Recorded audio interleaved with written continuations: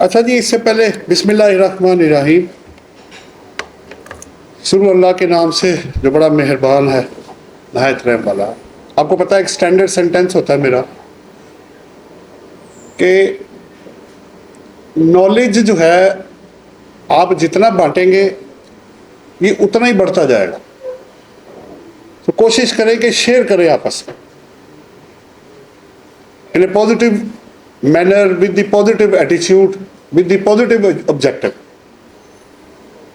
ठीक है, दुनियावी नॉलेज है, आखिरत का नहीं है। चलो, दुनिया में लोगों को फायदा तो पहुंचता है, वो उससे रिज़्क कमाएगा। 1 रुपया भी, 1 पैनी भी आपकी वजह से कोई बंदा कमा लेता है, वो कहीं भी खर्च अपनी फैमिली के लिए करता है, तो आपका उस नेकी के अंदर हिस्सा पड़ जाएगा। तो इससे बेहतर चीज़ क्या हो सकती है कि बंदा मौजूद हो या ना हो, आपके अकाउंट में नेकी लिख दी जाएगी। अपना काम अच्छे तरीके से करना किसी भी फील्ड में। ये ज़रूरी नहीं कि वो आप चार्टर्ड अकाउंटेंट ही हो या वकील ही हो या एडवोकेट हो तो तभी बात होगी। आप जहां भी हैं, जो कोई भी है, जो भी काम कर रहे हैं, झाड़ू फरोश से लेके प्रेसिडेंट तक कोई भी बंदा है, अगर वो अपनी नीयत में ये शामिल कर लेता है कि इससे मैं चाहता हूँ लोगों के लिए आसानी पैदा हो, और वो काम करता है, पैसे भी लेता है, 3-4 चीज़ें आपको बड़ी मिलेंगी। सबसे इज्जत आपको मिल जाएगी, पैसा आपको मिल जाएगा, रिज़्क़ हलाल आपके पास आ गया, और सबसे बढ़ के ये कि आपकी नामा अमाल में नेकी लिख दी गई। भाई बहरहाल मुझे तो ये भी पता है कि इंसान अगर अच्छी सोच रखेगा, इस्लाम का जो मैंने प्रिंसिपल सुना है, अगर वो अच्छी सोच रखेगा तो नेकी नहीं भी करेगा तो नेकी लिख दी जाएगी। लेकिन गुनाह सोचने पे नहीं ऐड होगा, जब तक वो गुनाह कर नहीं देता वो गुनाह रिकॉर्ड नहीं होगा, ऐड नहीं होगा। तो करना क्या है, सिर्फ अपने आप को पॉजिटिव रखना है और अच्छा काम करना। लेकिन इसका एक मतलब और निकाल के मैं आगे चल पड़ूंगा कि सदियों पहले यह भी पता था कि एक वक्त ऐसा आएगा कि इंसान अच्छा काम तो दूर की बात, उसकी सोच भी पॉजिटिव नहीं होगी।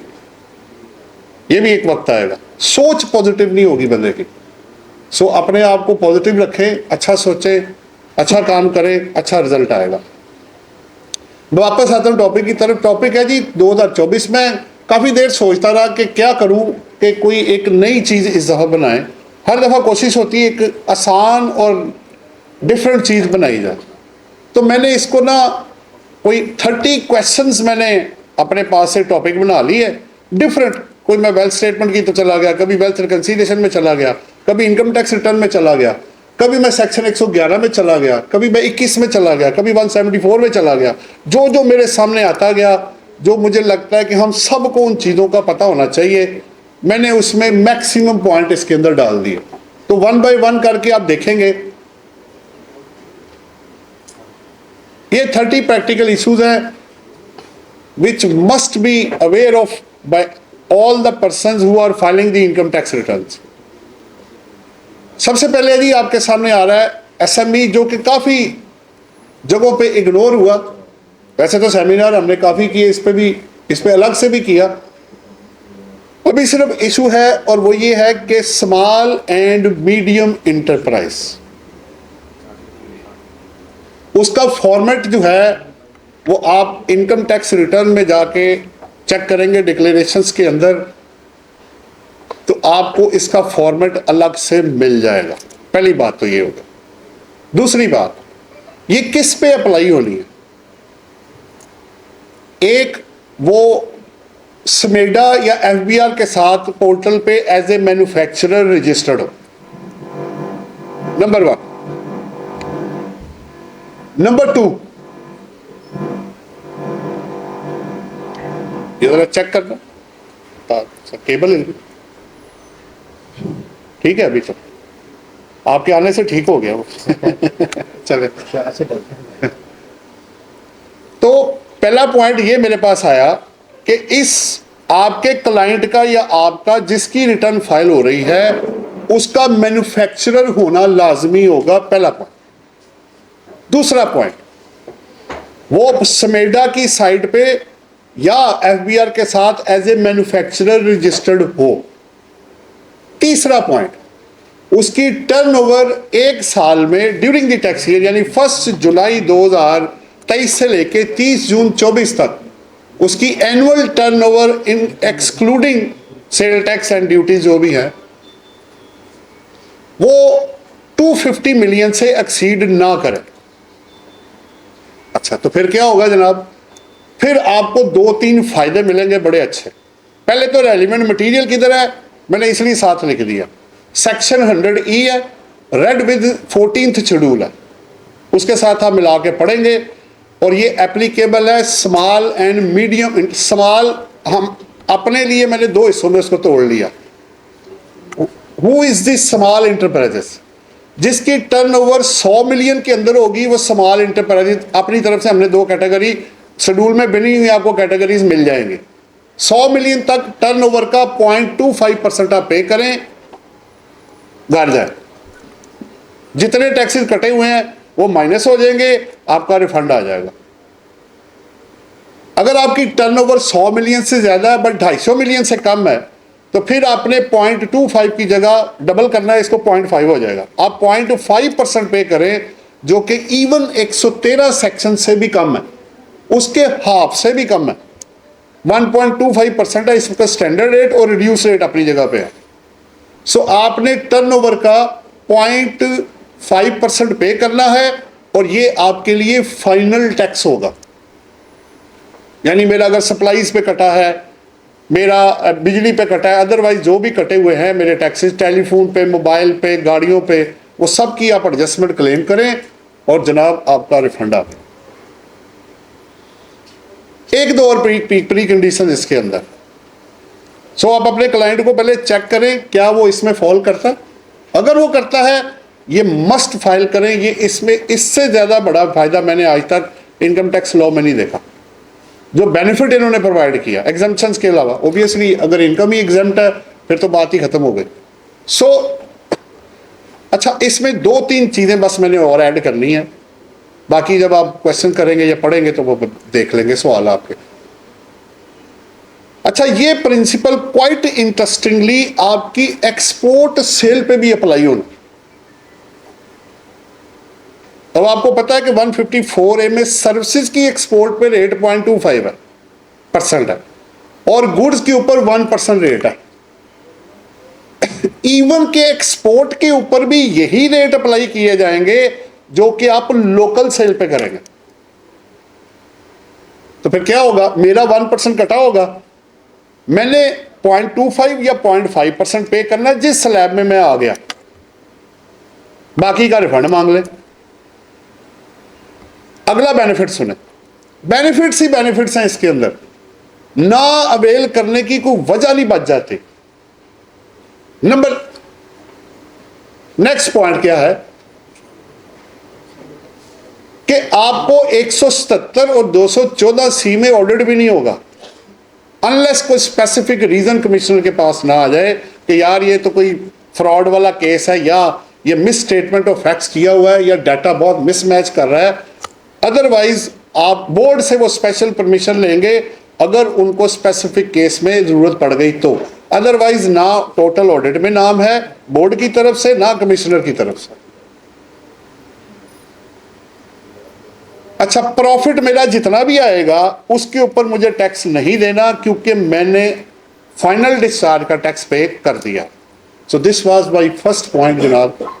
अगर आपका क्लाइंट इसमें फॉल करता है या क्लाइंट्स करते हैं और प्री कंडीशन मेट करते हैं तो इसका बेनिफिट। हाँ, इसमें एक और पॉइंट है वो मैं नेक्स्ट आपको जाके बताता हूँ, वो आगे जाके आएगा क्योंकि हमने 3-4 केसेस में रिटर्न्स फाइल की हैं। सवाल ये रेज हो गया कि इसके अलावा अगर किसी की कोई इनकम है, फर्ज करें मेरी प्रॉपर्टी इनकम भी है, मेरी सैलरी इनकम भी है, मेरी इनकम फ्रॉम अदर सोर्सेज भी है, मेरा कैपिटल गेन भी है, तो वो हेड ऑफ इनकम इस रिटर्न के अंदर कवर्ड नहीं होते और एक रिटर्न के बाद दूसरी रिटर्न फाइल नहीं होती। अब मैं फंस गया अंदर जाके, मैंने कहा भाई ये क्या है, ये मेरी और भी इनकम आ रही है, मेरा उस पर टैक्स बन रहा है, उसका मैं क्या करूं? फिर आप क्या करें, अपनी कंपटीशन बनाएं, इसका टैक्स इसको दें, उसकी लायबिलिटी निकालें। अगर आपकी तरफ कोई लायबिलिटी बनती है तो वो आप इस रिटर्न के साथ उसकी पेमेंट कर दें। ताकि एटलीस्ट अगर कल को वो ये क्वेश्चन रेज करते हैं, भाई ये तो कैपिटल गेन आपने कमाया, इसका टैक्स किधर है, आपने तो उल्टा डिक्लेयर ही नहीं किया। फिर आप कहेंगे जनाब बात ये है कि मैंने जो रिटर्न फाइल की थी उसके अंदर दूसरी रिटर्न की ऑप्शन कोई नहीं है, और इसके अंदर बिल्ट इन जो आपने चीजें मुझे दी हैं उसमें कैपिटल गेन और अदरवाइज बाकी चीजें कवर्ड नहीं हो रही हैं। अब फिर मैंने क्या किया कि मैंने इसके साथ अपनी एक कंप्यूटेशन बनाई और जो मेरा टैक्स बनता था वो मैंने आपको दे दिया। तो जब मैंने अपनी ड्यू लायबिलिटी डिस्चार्ज कर दी विद द रिटर्न, हाँ रिटर्न के अंदर वो चीज नहीं आई, ये मैं मानता हूं, लेकिन मैंने आपकी ड्यू लायबिलिटी, भाई पेपर जमा करा के भी तो पैसे ही लेने थे ना आपने, कि उसको चाटना था पेपरों को आपने, वो तो किसी काम का नहीं है। असल तो ये है कि उससे रिकवरी क्या होनी है, उस पर लड़ाई पड़नी है जाके, तो वो मैंने आपको दे दी है। तो अपनी साइड को इसके अलावा अगर कोई इनकम है तो आप इस तरह उसको कवर कर सकते हैं, और हमने किया भी है। 2-3 केसेस में हमने टैक्स बनता था, हमने सेपरेट का भाई ये तेरा कटा हुआ है, ये बाकी बैलेंस बचता है, 1 लाख है 2 लाख है वट जो भी है, ये भाई जमा कराओ, ताकि तुम्हारे बाकी हेड्स ऑफ इनकम पे जो टैक्स बनता है वो स्टेट के पास चला जाए, लिटिगेशन खत्म हो जाए। होएगी भी तो मैं कहूंगा जनाब आपका क्या बनता है, ये बनता है, आप ले, आपको दिया हुआ है मैंने, ले ले। चलान चाहिए आपको, सीपीआर चाहिए, एविडेंसेस चाहिए, वो आप मुझसे ले लें, कंप्यूटेशन भी मैं आपको देता हूँ। तो हमने ड्यू लायबिलिटी आपको डिस्चार्ज कर दी है, और ज्यादा ही कोई डर पैदा हो गया है तो एक अटैचमेंट साथ कर दें और लेटर मार्क कर दें उनको पोर्टल पे कि जनाब ये इस साल में मेरी ये लायबिलिटी बनती थी तो बाकी की मैंने ये आपको, ताकि वो ये ना कहें जी लेटर ही कोई नहीं आया, आपने तो जमा ही कुछ नहीं करवाया। अब मैंने पूछा तो आप आए हैं, मैंने कहा पूछा नहीं जनाब, आपके पूछने से पहले मैं ये दे चुका हूँ, इसकी डेट ऑफ पेमेंट आप चेक कर लें। बहरहाल ये 2 इससे कनेक्टेड पॉइंट थे, आपके जो होंगे वो फिर बाद में क्वेश्चन लेते हैं। नेक्स्ट है जी पॉइंट देखें, ये 5 हेड्स ऑफ इनकम है। ये मैंने काफ़ी दफ़ा इस रिटर्न के ऊपर जब सेशन किए थे, मैं मोटी मोटी बात करूंगा। देखिए सैलरी और income from other sources, salary और इनकम फ्रॉम अदर सोर्सेज ये जाएंगे रिसीट बेसिस पे। अगर रिसीव्ड हो गया तो ठीक है, अगर ना हुआ तो फिर रिटर्न में ऑफर करने की जरूरत नहीं है। रिकंसिलिएशन में आप डाल सकते हैं, रिसीवेबल वेल्थ में डाल सकते हैं, लेकिन रिटर्न के अंदर अदर इनकम में और सैलरी इनकम में जब तक रिसीव्ड ना हो जाए सैलरी, उसको ऑफर करने की जरूरत नहीं है। अब बाकी बच गए बिजनेस इनकम।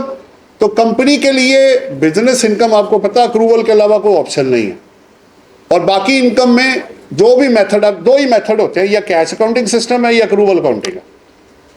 वैसे एक तीसरा भी होता है लेकिन वो अकाउंटिंग में होता है, उसको छोड़ दें आप। टैक्स की बात करते हैं हम, टैक्स में 2 मेथड ऑफ अकाउंटिंग है, accrual basis and receipt basis. बाकी बच गया कैपिटल गेन, वो है कंसिडरेशन रिसीव्ड बेसिस पे, वर्ड लिखा हुआ है उसके 37 सेक्शन आप जाके पढ़ लें। और फिर बच गया आपका रेंटल इनकम। तो रेंटल इनकम के लिए अक्रूवल अकाउंटिंग सिस्टम है।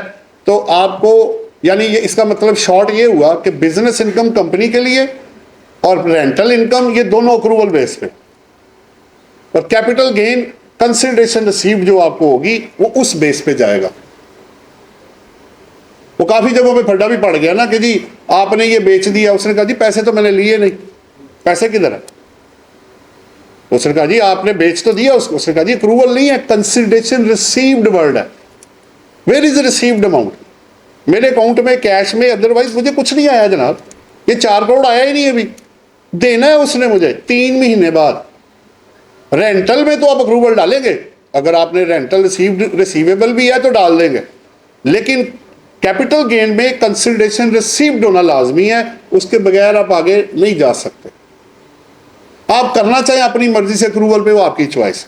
लॉस ऑफ रेवेन्यू नहीं होना चाहिए, पैसा आ रहा हो तो उनको क्या चुभन होगी, लेकिन बेसिस में आपके जो 5 है, सो salary, other income, rental income, capital gain and income from other sources, ये 5 ही हेड्स ऑफ इनकम है आपके पास। ये इनकी बेसिस जब आप रिटर्न बनाने लगे तो उसको देख लें कि भाई ये चीजें पूरी हो रही हैं कि नहीं हो रही हैं, वरना वो हो ये ना हो कि सैलरी अक्रूवल पे डाल दें, रेंटल रिसीव्ड पे डाल दें। कुछ लोग ये भी मार्केट में कह रहे होते हैं जनाब आपको तो रेंट मिला ही नहीं, आप क्यों ऑफर कर रहे हैं? अब उसको ये नहीं पता कि सेक्शन 15 के अंदर रिसीव्ड और रिसीवेबल लिखा हुआ है, वो पढ़ नहीं रहा, वो सुनी सुनाई बातें उड़ा देता है, हवाई फायर मार देता है, वो जी वो बस ठीक है वो कह रहा है। हमारे एक दो केसेस में उन्होंने लोगों को कंफ्यूज कर दिया लोगों ने कि जी आपको तो रेंटल ही नहीं मिला। मैं कहा नहीं मिला तो भाई रिसीवेबल तो है, भागा तो नहीं टेनेंट, कि केस चल पड़ा तुम्हारा, बैड डेट हो गया क्या, तो आ जाएंगे तुम्हें, वो पहले भी देता रहा। तो वो तो चूंकि लॉ नहीं, जब तक आप, जैसे अल्लाह की मोहब्बत है, दोस्तों की मोहब्बत है, किताब की मोहब्बत भी होती है, तो किताब से भी मोहब्बत पैदा करें, बेहतरीन दोस्त है वो हर बंदे की। आगे चलते हैं ताकि बेस होगा तो काम आएगा आपके। थर्ड पॉइंट, वेल्थ स्टेटमेंट जितनी भी आप बना रहे हैं इंडिविजुअल्स की, रेजिडेंट की या नॉन रेजिडेंट की, whether you are filing with the FBR और नॉट, क्योंकि नॉन रेजिडेंट को आपको पता है वेल्थ स्टेटमेंट फाइल करना लाजमी नहीं है, लेकिन कमिश्नर इनलैंड रेवेन्यू के पास ये पावर है कि वो आपसे इवन के नॉन रेजिडेंट या कोई और भी बंदा अगर है जिस पे एप्लीकेबल है, तो वो आपसे वो उन पीरियड या पीरियड्स की वेल्थ स्टेटमेंट और फॉरेन एसेट्स और फॉरेन सोर्स इनकम की सेपरेट 116A की स्टेटमेंट भी मांग सकते हैं। वक्ती तौर पे आपको छूट दी गई कि आप नॉन रेजिडेंट की वेल्थ स्टेटमेंट ना फाइल करें, बट इट डजंट मीन कि वो बाद में, बल्कि मैंने तो खुद 3-4 केसेस में दी है। नॉन रेजिडेंट के केस में उन्होंने बाद में मुझसे मांगी भाई इसकी अब ना ज़रा वेल्थ स्टेटमेंट दे। अब मैं उनको ये नहीं कहूँगा जी आपके पास तो पावर ही नहीं है, पावर 116 सेक्शन और 116A में अवेलेबल है, वो ले सकते हैं आपसे। अब तो वैसे भी 116A सेपरेट अगर है ठीक है, लेकिन फॉरेन एसेट तो वैसे ही वेल्थ स्टेटमेंट का हिस्सा है, सिर्फ एक सेपरेट ब्रेकअप के साथ स्टेटमेंट लग जाएगी, टोटल तो वैसे ही वेल्थ स्टेटमेंट के अंदर आ रहा है। इनसाइड पाकिस्तान के अंदर एसेट्स और आउटसाइड पाकिस्तान जो है वो सारा वेल्थ स्टेटमेंट के अंदर आप डिक्लेयर करेंगे। चले, सेक्शन आपके पास है, आगे चलते हैं। 3 हो गए जी। चौथा, filing of audited accounts of AOP from tax year 2025, section 92 जी।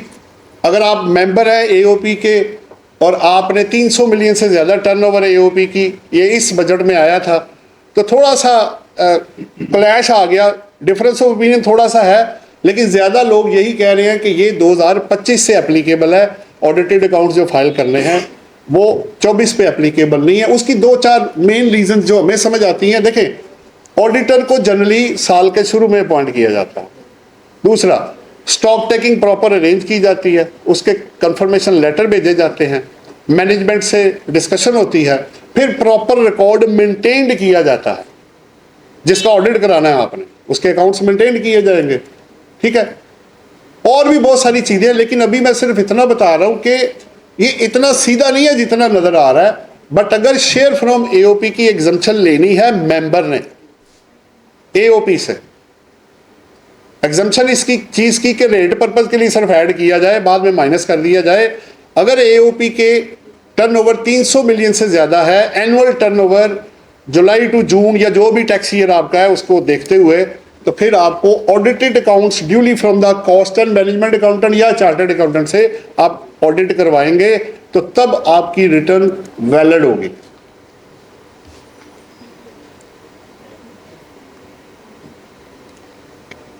अच्छा, अब एक पॉइंट और मैं शेयर कर दूं, वो रह ना जाए। अब देखें, ऑडिट ना कराने का मतलब ये नहीं होता कि जो जिल चाहे अंधाधुंध जो मर्जी फिगर डाल दे। इट डजंट मीन्स आपने फिगर्स ऑडिट कराना है या नहीं कराना, ये आप याद रखिएगा। अब जो कानून बन गया है और जिस तरफ लॉ की प्रोसीडिंग आगे चल रही है, अब जिंदा वही बचेगा, सरवाइव वही करेगा जो कंप्लायंस ऑफ लॉ करेगा। बहुत मुश्किल होने वाली है, लेकिन माशाल्लाह अगर उनका काम बढ़ेगा तो जॉब्स भी निकलेंगी।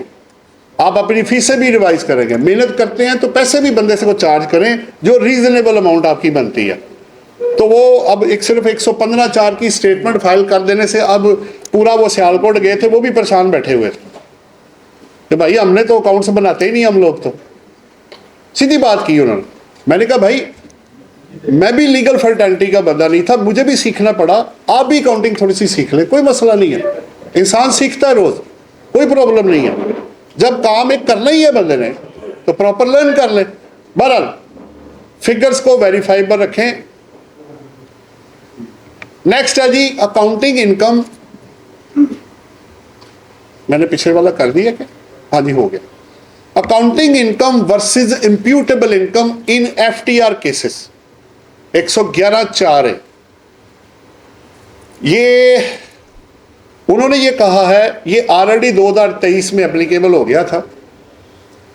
अब 111 सेक्शन सब सेक्शन 4 है, ये कह रहा है कि अगर आपकी एफटीआर के केसेस में आपकी अकाउंटिंग इनकम आपकी इंप्यूटेबल इनकम से ज्यादा हुई तो अगेन आपको ऑडिटेड अकाउंट जो है वो फाइल करना लाजमी है।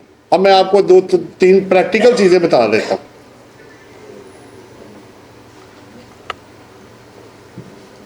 अब कुछ लोग क्या कर रहे हैं, वो इस प्रोविजंस को मिस यूज करने की कोशिश कर रहे हैं। कैसे? कुछ लोग, ज्यादा नहीं, कुछ लोग ऑडिट करने के लिए, देखें आपने कुछ चीज एक्सपोर्ट की है, ठीक है, केस एक आ गया, शेयरिंग हो रही थी कि बंदे ने कहा जी मैंने जो रिकवर द मान साहब सीट लाए हैं जी जी जैसे कि Pakistan tax bar for present auditor sir that हम चेक कर सकते हैं।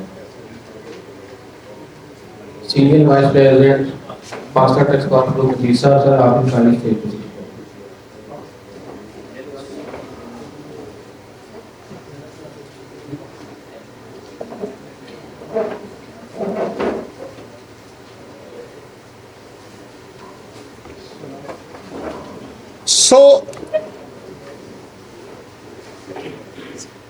एफटीआर के केसेस में अगर आपके पास कोई भी क्लाइंट आता है तो 2 चीजें आपने लाजमी खुद भी लेनी है और अपने आगे ऑडिटर को भी प्रोवाइड करनी है।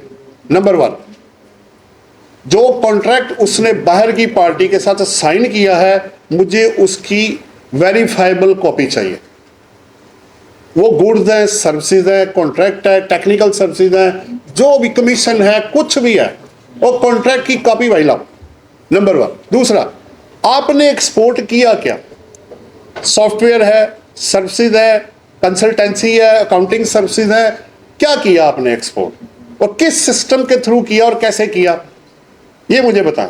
क्योंकि ये ना हो कि वो ब्लैक मनी हो, हुंडी के थ्रू पैसा गया हो और आप समझते रहे एक्सपोर्ट है, पता लगे एक्सपोर्ट है ही नहीं। So be careful while you are filing the income tax return in FTR cases। कुछ लोग ऐसे हैं जो इसको मिस यूज करने की कोशिश कर रहे हैं, जबकि इसके अंदर वो फिर कल को कंसल्टेंट और टैक्स पे दोनों के ऊपर इंपैक्ट जाएगा। So while filing these returns वो चेक कर ले और डॉक्यूमेंट्स को वेरीफाई करने के बाद फिर उन्होंने वर्ड यूज किया हुआ 111(4)A में कि रीजनेबल अमाउंट होनी चाहिए।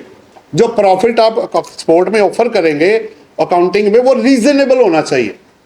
भाई मैंने 100 मिलियन की एक्सपोर्ट की है, मेरा मैक्सिमम प्रॉफिट कितना हो सकता है अगर कोई भी कॉस्ट ना हो तो 100 मिलियन। अब खर्चे कितने हैं, कॉस्ट ऑफ सेल है या सर्विसेज है, जो भी है आप वो लेस करके तो जो बचेगा बैंकिंग चैनल के थ्रू पैसा आएगा, कॉन्ट्रैक्ट की कॉपी होगी, 1% या 0.25 बैंक टैक्स काटेगा। तो चीज़ों को ज़रा हम लोगों को कहते हैं अपनी आंखें कान और दिमाग ना खुले रखिएगा। अब ज़रा पैसों का मामला है भाई, पैसा ऊपर नीचे हुआ तो कोई ना टैक्स ऑफिस छोड़ेगा ना क्लाइंट छोड़ेगा। तो कमबख्ती फिर आएगी कंसल्टेंट कि भाई ये तुम कर क्या रहे हो, ये हुआ कैसे, ये किया कैसे तुमने। और बाकी की वो जो सेल टैक्स में फ्रॉड के केस है वो आपको अखबार आपने पढ़ लिया होगा, मुझे आपको बताने की जरूरत नहीं है। नंबर 6 जी, ऑल बैंक जो आपके हैं बिजनेस डेबिट एंड क्रेडिट, ये बड़ा इंपॉर्टेंट है जी। ये for a number of year से हमें इस एरिया में सबसे ज्यादा प्रॉब्लम आ रही है और टैक्स ऑफिस भी लाजमी इस एरिया को चेक करता ही है। वो कहता है भाई कंप्लीट बैंक स्टेटमेंट लेके आओ, पर्सनल और बिजनेस दोनों, विच एवर इज या आर एप्लीकेबल। और फिर खाली बैंक स्टेटमेंट में मैं फोटोकॉपियां तो नहीं कराने आया हुआ यहाँ पे, उसकी डेबिट और क्रेडिट एंट्रीज को आपने पकड़ना है। सिर्फ क्रेडिट नहीं चाहिए मुझे दोनों चाहिए। आपको बहुत, हमें इस दफा बैंक एंट्रीज पे शुरू से हम लोगों के पीछे पड़े हुए हैं भाई। बैंक साथ लेके आना और साथ उसके लिख के लाना कि ये कहाँ से पैसा आया और किधर गया, क्योंकि बैंक स्टेटमेंट में कैश डिपॉजिट, बैंक चार्जेस और स्पेसिफाइड चीज़ों के अलावा कुछ नहीं होता। वो कुछ पता नहीं लग रहा होता किसको जा रहा है और कहाँ से आ रहा है। अब तो नाम भी वैसे आ रहे हैं, कुछ बैंक नाम भी दे रहे हैं, लेकिन पर्पज़ नहीं पता लगता। ये लोन है, ये एडवांस है, ये सेल है, ये अदर इनकम है, ये रेंटल है, ये क्या है। तो वो अब आपको पता कि अनएक्सप्लेन क्रेडिट्स और डेबिट्स अगर आप कोई भी जवाब नहीं देंगे तो 111 सेक्शन कमाल सेक्शन उन्होंने रखा हुआ है कि कंसीलमेंट और अनएक्सपेंड क्रेडिट्स और डेबिट सब उन्होंने उठा के वहां डाल देने। तो इसलिए बैंक की जो एंट्रीज है चाहे डेबिट है चाहे क्रेडिट है, लेकिन मुकम्मल, पहले तो मुकम्मल बैंक से ले, बंद हो गया तब भी ले ले, नया खोला तब भी ले ले, पुराना चल रहा है तब भी ले ले उसे। 7 जी, पर्सनल एंड बिजनेस एक्सपेंसेस। आप जब ऑर्डिनेंस पढ़ेंगे ना तो आपको ये जो 4 सेक्शन है ना, ये आपके एक्सपेंसेस को ऐसे जैसे पंजा नहीं बंदा दबोचता, ऐसे पकड़ा हुआ उन्होंने। अभी बताता हूं कैसे, कुछ तो आपको पता ही है, थोड़ा सा शेयर मैं कर लेता हूं। अगर आप एक्सपेंसेस पहले बिजनेस का पकड़ लेते, बिजनेस पे पहला सेक्शन हिट होगा 174। वो कहेगा जी मुझे सपोर्टिंग डॉक्यूमेंट दो भाई, कोई भी एक्सपेंस आपने किया, कोई भी, बिजली या बिजली का बिल दो भाई, सैलरी दी सैलरी के शीट्स दे दो भाई, एनआईसी की कॉपियां दे दो, नाम दे दो, डेजिग्नेशन दे दो, रिसीविंग दे दो। सपोर्टिंग डॉक्यूमेंट के बगैर, वेरीफाइबल के बगैर एक्सपेंसेस का एडमिट करवाना क्वाइट डिफिकल्ट हो जाएगा। टू सम एक्सटेंट शायद वो मान भी लेंगे कि चलो जी बिजनेस से कनेक्टेड है, हुआ है, तो ये भी तो हो सकता है वो कहें जी आपने प्रॉपर्टी को कम करने के लिए किया हुआ सारा, ये प्लानिंग करके अब यहाँ आ गए हैं, एक आपके पास कागज नहीं है इसके अंदर। दूसरा 21 सेक्शन, जहां क्रॉस चेक में करनी है पेमेंट, क्रॉस चेक, जहां टैक्स काट के कटनी है टैक्स काटना है। और फिर 20 का 1 कहता है कि expenses Holi and exclusively for business के लिए होना चाहिए। आप अपने जाती एक्सपेंसेस बिजनेस में नहीं चार्ज कर सकते। सेक्शन 21 में लिखा हुआ है कि पर्सनल एक्सपेंडिचर आप बिजनेस में क्लेम नहीं कर सकते। अच्छा, अब आ जाते बिजनेस पे तो चले। अच्छा, फिर चाहे पर्सनल है या बिजनेस है, सोर्स ऑफ एक्सपेंस के बगैर, सोर्स के पैसा कहां से आया भाई? आपने कहा जी मेरे घर के खर्चे 50 लाख, मैंने कहा ठीक है। मेरे दफ्तर के खर्चे हैं जी 1 करोड़, मैंने कहा ठीक है भाई, दोनों को जमा कर लो जी, 1.5 करोड़ हो गया। पैसा कहां से आया भाई? ये जरूरी नहीं है कि वो सेल ही होगा, आप लोन भी ले सकते हैं, अब एडवांस भी ले सकते हैं, आप अपना दिया हुआ लोन वापस भी ले सकते हैं, फॉरेन रेमिटेंस भी आ सकती है, बहुत सारे सोर्सेज है, एक सोर्स नहीं है, सिर्फ वो सेल नहीं है। But there must be a source behind that those transactions, चाहे वो बिजनेस है चाहे वो पर्सनल है। अच्छा, मैं कहता हूं जी पर्सनल पे क्या एतराज है जी आपको? अगर मैंने कोई तो 111 सेक्शन 2 तरह से लिमिटेशन लगाएगा। अगर आपने रीजन, मेरे खर्चे हैं 50 लाख, मैंने पैसा बचाने के लिए कर दिया 10 लाख, तो 40 लाख बुक्स में वाइट हो गया, फिजिकली पैसा नहीं पड़ा हुआ।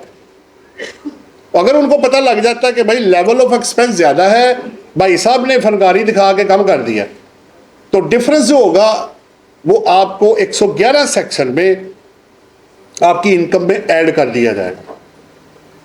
अच्छा, मैंने कहा मैंने करोड़ रुपया खर्च किया है, पैसे नहीं है मेरे पास, फिर 111 सेक्शन। तो घूम फिर के आपने आना कहां पे है? मैंने आना एक्चुअल के ऊपर। मुझे चाहिए actual expenditure with duly verifiable supporting documents where applicable, तो तभी जान छूटती हुई नजर आती है। अदरवाइज अगर ज्यादा तो कोई करेगा तो वो बेवकूफी है ना। पर्सनल एक्सपेंस ज्यादा क्यों कोई करेगा? अपना सोर्स वेस्ट कर देगा, फायदा भी कोई नहीं मिलना।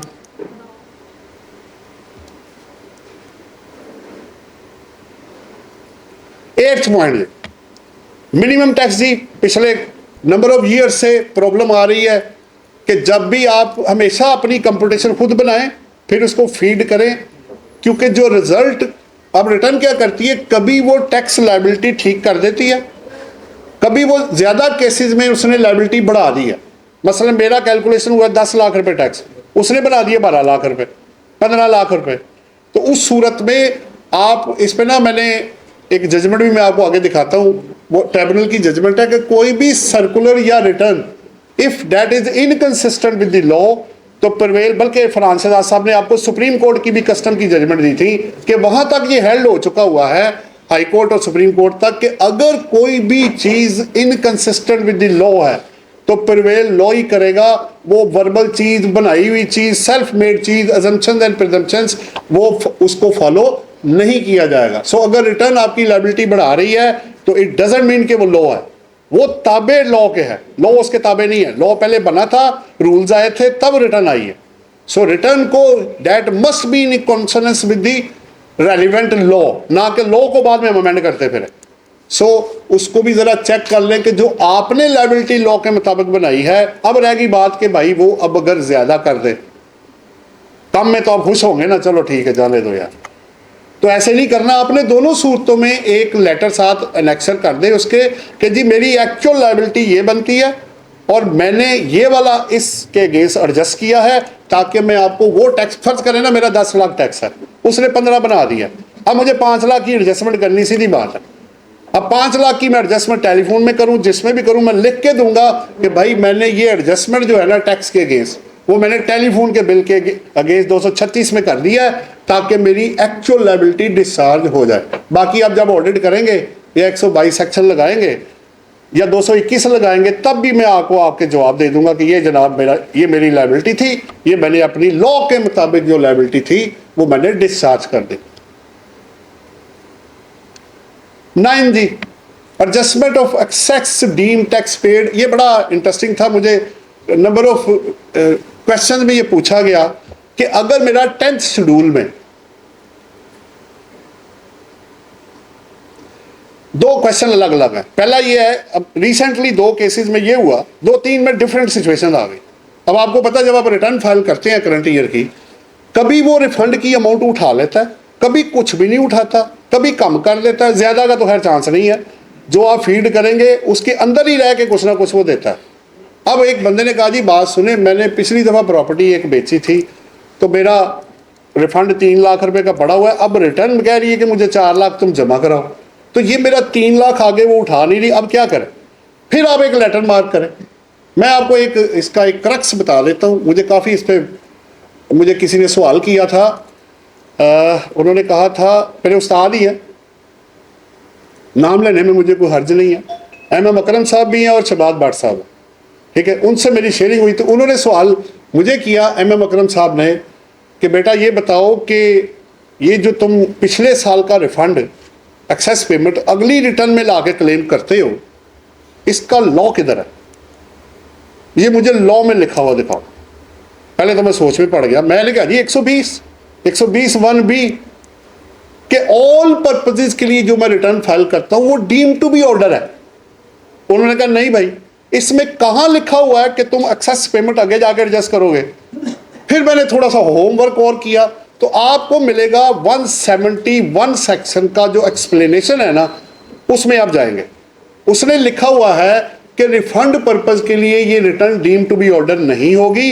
लेकिन मेरा क्वेश्चन ये है, मैं रिफंड मांग ही नहीं रहा, मैंने तो एडजस्टमेंट मांगी है। तो फिर उन दोनों उस्तादों ने मेरे साथ हामी भरी कि जी आपका पॉइंट ठीक है, आप इसकी एडजस्टमेंट आगे क्लेम इस लॉ के मुताबिक 120 सब सेक्शन 1 का भी रेड विद 171 की एक्सप्लेनेशन। तो इसका मतलब डायरेक्टली आपको लिखा हुआ ही नहीं मिलेगा कि आप एडजस्ट कर लें। ये इनडायरेक्टली मीनिंग मैंने निकाला कि सर एडजस्टमेंट, मैंने रिफंड नहीं मांगा 170 में, मुझे चाहिए भी नहीं, मुझे एडजस्टमेंट दे दें आप। रिफंड में पैसा मुझे मिलना है, एडजस्टमेंट में पैसा आपको मिलना है, वो आपने लेना है मुझसे जो पैसा। सो वो क्लियर हो चुका है। आप एक और काम करें, अगर आपको लगे कि पीछे रिफंड मेरा एक्सेस पेमेंट पड़ी हुई है, तो फिर वही लेटर आप एक मार्क करें कि जनाब मैंने by virtue of section 121B read with section 171 मैंने ये लॉ के मुताबिक अपनी एक्सेस पेमेंट आगे एडजस्ट की है, और मैंने की है टेलीफोन के बिल के अंदर, क्योंकि और मेरे पास जगह कोई नहीं है, क्योंकि रिफंड आप मुझे उठाने नहीं दे रहे। तो आपने एक वो काम किया है जो लीगल, उसकी लीगल बैकिंग कोई नहीं है, तो प्रिवेल लॉ ने करना है और लॉ ये कह रहा है, और मैंने आपसे एडजस्टमेंट ले ली। हाँ, आपको मुझसे प्रूफ चाहिए, रिटर्न की कॉपी, जो मेरा टैक्स पीछे पेड हुआ वो लायबिलिटी, वो मैं आपको देने को तैयार हूं, क्योंकि वो ये ना कहे कि आप फेक रिफंड एडजस्ट कर रहे हैं। तो ये मैंने 2-3 केसेस में लोगों को कहा भी है और इसको यूज भी है, और लोगों को काफी फायदा भी पहुंचा। क्योंकि देखे ना, पीछे मेरा 4 लाख का एक्सेस पेमेंट है, आगे मेरी पता लगा 3 लाख की पेमेंट आ गई है, वो मुझे मिल नहीं रहा, और ये आप पैसे जमा कराएं, तो बंदा तो फाइनेंशियल क्रंच में चला गया ना, सीधी बात है। मेरी जेब में से तो 7 लाख निकल गया, तो बेहतर यह है कि वो 4 लाख में इधर एडजस्ट करूं और साथ लेटर को मार्क कर दूं। 10 है जी पॉइंट। अब आपको पता लग गया होगा, इस पे ज्यादा नहीं बहस करूंगा कि इस दफा जो बजट आया था, उन्होंने कहा है वैसे तो उन्होंने वर्ड कंपनी और एओपी यूज किया है कि अगर रिटर्न इनकम्प्लीट है वो 0-0 की बैलेंस शीट बना के भेज देते थे, वेल्थ स्टेटमेंट नील की कर देते थे, रिटर्न नील की कर देते थे। तो अगर उन्होंने पेनल्टी का नोटिस आपको दे दिया तो मिनिमम पेनल्टी 5 लाख रुपए है जनाब। टैक्स लायबिलिटी का 10% या 5 लाख रुपए विच एवर इज हायर। तो अब उतनी तो फीस नहीं मिलनी जितनी पेनल्टी लग जाएगी। तो भाई फिर वही बात है, अब काम परफेक्शन और टेक्निकल चीज़ों को कवर करके करना पड़ेगा। और नील वाली प्रैक्टिस जो है ना, सब लोगों से, आपके लिए नहीं, जब रिकॉर्डिंग पहुंचेगी लोगों तक, सब लोगों के लिए कि भाई नील वाली प्रैक्टिस बंद कर दें, वो अब नहीं चलेगी आगे। हाँ, जहाँ जेन्युइन केस है, नॉन रेजिडेंट है, जिसकी पाकिस्तान सोर्स इनकम कोई नहीं है, वहाँ मैं भी नील की फाइल करता हूँ, बट आफ्टर ड्यू वेरिफिकेशन कि बैंक दिखाओ भाई उसमें पैसा तो नहीं आया, वो रेंट तो नहीं रिसीव किया तुमने, कोई प्रॉफिट और डेट आया हो, तुम्हारा पीएलएस का अकाउंट हो, तो वो क्लियर करके दो मुझे। ये ना हो कि कल को वो कंसीलमेंट में चला जाए, वो मिस स्टेटमेंट ऑफ फैक्ट में चला जाए। अच्छा, वर्ड कंपनी और एओपी है तो इसका ये मतलब नहीं है कि इंडिविजुअल जो मर्जी करते रहे, आप उसको भी उसके अंदर ही समझें। बेहतर यही है कि काम अच्छा करके दे। चले 11 जी, ये रिकंसिलेशन जी पहले भी बात हो चुकी है। अपनी परचेजेस को, इंपोर्ट्स को, एक्सपोर्ट को, लोकल सेल को, अदर एक्सपेंसेस को जो रिपोर्टेड है रिटर्न में दोनों तरफ, उसको अपने, चाहे वो प्रोविंशियल है या फेडरल है, एक और काम भी करें, अपने लिए भी आसानी पैदा करें, दूसरों के लिए भी। अगर आप किसी की सेल टैक्स की रिटर्न नहीं कर रहे तो या तो इनकम टैक्स भी उसको दे दें या सेल टैक्स भी आप ले लें, एक ही अम्ब्रेला के नीचे लेके आए, ताकि आपको पता हो कि इसकी सेल टैक्स रिटर्न, चाहे वो पीआरए की या एफबीआर, वहां सेल या परचेज कितनी रिपोर्ट हुई है। कई केसेस में सीधा ही फर्क आ जाता है, वो कहते हैं जनाब ये तो मैच ही नहीं कर रहा आपका। रिकंसिलेशन ठीक है, अपनी जगह पे आप बना सकते हैं, बड़ी अच्छी बात है, लेकिन डेटे को मैच करके फिर उसको भेजें। आगे और भी पॉइंट इसके से रिलेटेड है। 12 जी देखें, MIS और मालूमात आपको पता है, इसमें मुझे ज़्यादा बात करने की ज़रूरत नहीं है। हाँ, मैं एक दो चीज़ें ऐड करना चाहूँगा। अभी भी MIS के अंदर पूरे बैंक्स एसोसिएटेड नहीं है, ये मैं आपको बताता चलूँ। कितने केसेस में प्रॉफिट मेरे पास ज़्यादा आ रहा है, वहाँ पे कम आ रहा है, कुछ ट्रांजेक्शन मेरे पास है, उधर है ही नहीं। तो आप अपने फिजिकल डाटे को और MIS और मालूमात को टैली करें आपस में, ताकि आप मैक्सिमम जो डाटा है, वरना कल को 122 की वजह यही बनेगा, प्रॉपर्टी है, गाड़ी है, बैंक है, वो उसको पकड़ लेंगे, फिर आपके लिए प्रॉब्लम शुरू हो जाएगी। 13 नंबर जी, अदर्स। अभी तक उस दिन यही बात हुई थी कि अदर्स का जो कॉलम है, रो है, रिकंसिलेशन के इनफ्लो और आउटफ्लो में अदर्स की मैं सिर्फ बात कर रहा हूँ, उसमें प्लस का बटन नहीं आ रहा। तो फिर क्या होता है, जितने स्पेसिफाइड के अलावा, जैसे आपकी फॉरेन एमिटेंस है, FTR की इनकम है, NTR की इनकम है, एग्जेम्प्ट इनकम है, पर्सनल एक्सपेंसेस है, उनको निकाल के बाकी जितनी चीज़ें आ रही होती हैं वो अदर्स के अंदर चली जाती हैं, और अदर्स के सामने लिखा ही कुछ नहीं हुआ कि ये क्या है, वो फिर ऑटोमेटिक 122 की वजह बन जाता है कि भाई अब आप इसको एक्सप्लेन करें। तो मैं काफ़ी सालों से रिक्वेस्ट कर रहा हूँ FBR को कि अगर आप गाड़ियों के साथ, प्रॉपर्टी के साथ, अगर आप प्लस का बटन, फोन के साथ, बिजली के साथ प्लस का बटन दे सकते हैं, तो अदर्स के साथ भी ऐड कर दें, ताकि एक बंदा पूरे पर्टिकुलर अपने उसके अंदर डाल दे। देखें, स्पेसिफाइड के अलावा नॉन स्पेसिफाइड किधर जाएगा, अदर्स में। 4 हेड्स के अलावा इनकम किधर जाएगी, अदर्स में। तो अदर्स को ब्रॉडर होना चाहिए, वो उसको उतना ही कन्फाइंड कर दिया गया। 14 जी, ये मैंने अभी जैसे आपको बताया, 3 चीज़ों में डिफरेंशिएट आपने करना है, foreign source income, foreign remittance और एक्सपोर्ट। इनको मिक्स नहीं करना आपने। अगर आपने वाकई कोई चीज़ एक्सपोर्ट की है तो वो ज़ाहिर बात है, वो एक्सपोर्ट प्रोसीड है। अगर आपने गुड्स है या सर्विसेज है, अगर आपने फॉरेन रेमिटेंस रिसीव की है तो किस बंदे ने आपको भेजी है। अभी इस वक्त जो आज की डेट में लिमिट है 2024 के लिए, आपको पता है पहले अनलिमिटेड अमाउंट थी, 19-20 में 1 करोड़ हुआ, फिर आगे 50 लाख है। आज की डेट में 2024 के लिए 50 लाख रुपया आप फॉरेन रेमिटेंस में विदाउट सोर्स के बता सकते हैं। लेकिन मैं एक चीज़ बताता चलो नॉलेज के लिए, ये प्रोटेक्शन जो है एंटी मनी लॉन्ड्रिंग या FI वाले के लॉ के अंदर नहीं है। वो आपसे क्वेश्चन, चाहे उनकी एक लिमिट है, वो आपसे पूछ सकते हैं, यार ये बार बार तुम्हारे अकाउंट पे 50 लाख क्यों आ रहा है, मसला क्या है भाई, वो कौन बैठा हुआ बाहर तुम्हारा, तुमसे ही मोहब्बत करता, हमें तो कभी नहीं पैसे किसी ने भेजे भाई। तो भाई बताओ ये क्या चक्कर है। तो प्रोटेक्शन इनकम टैक्स लॉ में है, बाकी लॉज में सब्जेक्ट टू जो उनकी कंडीशन होंगी आपको वो देखनी पड़ेंगी। तो बार बार मंगवाने की जरूरत नहीं है। अब जो टेक्निकल या सही चीज़ है उसी को लेकर आए। हाँ, आपके रिलेटिव है, दोस्त है, वालदैन है, जो भी है वो भेज सकते हैं। उन्होंने वहाँ पैसा कमाया है, जितना मर्जी पैसा बैंकिंग चैनल के थ्रू, मनी चेंजर के थ्रू ले आए, कोई मसला नहीं है, उसका प्रूफ दे दे। एक्सपोर्ट प्रोसीड जी, ये वही वाला पॉइंट है जो मैंने आपको शुरू में बता दिया था कि डॉक्यूमेंट ले उससे, बैंक स्टेटमेंट और डिडक्शन, उसके बगैर उसको एक्सपोर्ट प्रोसीड ट्रीट मत करें। ये कैश फ्लो मैंने आपको पहले बता दिया। देखें, पैसा चाहे आपने बिजनेस में डाला या पर्सनल में खर्च किया, दोनों सूरतों में कैश फ्लो स्टेटमेंट दोनों तरफ बनाएं। बिजनेस में भी कैश फ्लो स्टेटमेंट बनाएं और पर्सनल में भी बनाएं, क्योंकि अमूमन लोग प्रैक्टिस क्या करते हैं, balancing figure cash and bank balance में डाल देते हैं। ऐसे मत करें।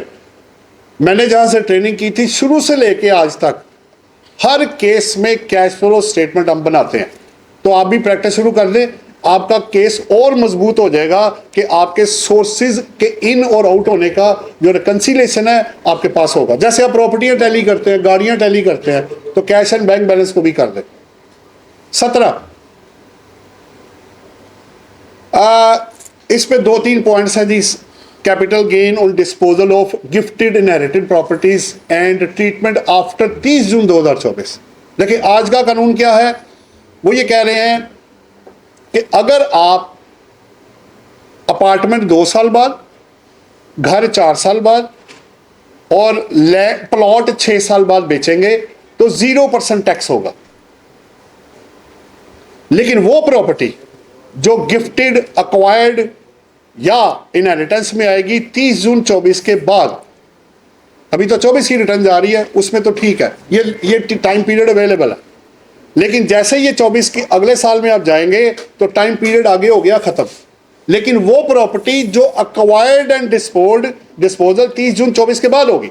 अगर आपने एक्वायर्ड 24 से पहले की है तो टाइम ड्यूरेशन उसी तरह ही है, 2 साल, 4 साल और 6 साल। लेकिन जो अक्वायर्ड एंड डिस्पोजल 24 के बाद होगी, वो बजट ने उसको 15% फ्लैट रेट जो है वो फिक्स कर दिया, इररिस्पेक्टिव के जब मर्जी बेचे आप। तो ये जरा पॉइंट इसको देख लीजिएगा, क्योंकि अब होता ये है ना कि लड़ाई सबसे ज्यादा कहाँ होती है, विरासत के अंदर। हमें इतराज है कि विरासत के लिए ये कानून नहीं होना चाहिए था, क्योंकि विरासत मिस यूज नहीं होती भाई, गिफ्ट मिस यूज होता है। उन्होंने गिफ्ट की आड़ में विरासत को भी बीच में रगड़ दिया। हम कह रहे हैं भाई गिफ्ट लोग मिस यूज कर सकते हैं। आज से गिफ्ट लेके फिर मार्केट वैल्यू 0 कर देते थे, गेन 0 आ जाता था। डेथ में तो ऐसे नहीं होता ना यार, वो तो एक तो उसका पहले परमानेंट लॉस हो गया, इररिपेयरेबल लॉस है, ऊपर से आप उसको टैक्स लगाई जा रहे हैं। और तीसरी बात सोने पे सुहागा ये है कि जब आपको पता डेथ होती है, सबसे पहले लोग कहते हैं वंडो जनाब, बेचे आप सब कुछ। मोस्टली ये होता है, बेचे इसको और जिसका जो बनता है उसको दे, फर्क करे। अब होता क्या है कि उस वक्त जब आप बेचेंगे और प्रॉपर्टी अभी विरासत में आई है, जब आप बेचेंगे गेन बड़ा सब्सटेंशियल आ जाएगा, उस पर टैक्स लग जाएगा। इसलिए हम कह रहे हैं कि उसको कॉस्ट ना लो करें, वही पुराने वाला फार्मूला 4 है वापस रिवाइव करें। लेकिन बहरहाल अभी एज सच कोई लॉ में अमेंडमेंट नहीं है, वो उसको उसी तरह टैक्स कर रहे हैं, ट्रीट कर रहे हैं जिस तरह गिफ्ट को कर रहे हैं। कि लोगों ने मिस यूज किया, इस पर सर्कुलर भी आया हुआ बोर्ड का कि लोगों ने मिस यूज किया, तो हमने लॉ को अमेंड कर दिया। ये सेक्शन 37(4) है, इसी वजह से खत्म हुआ था।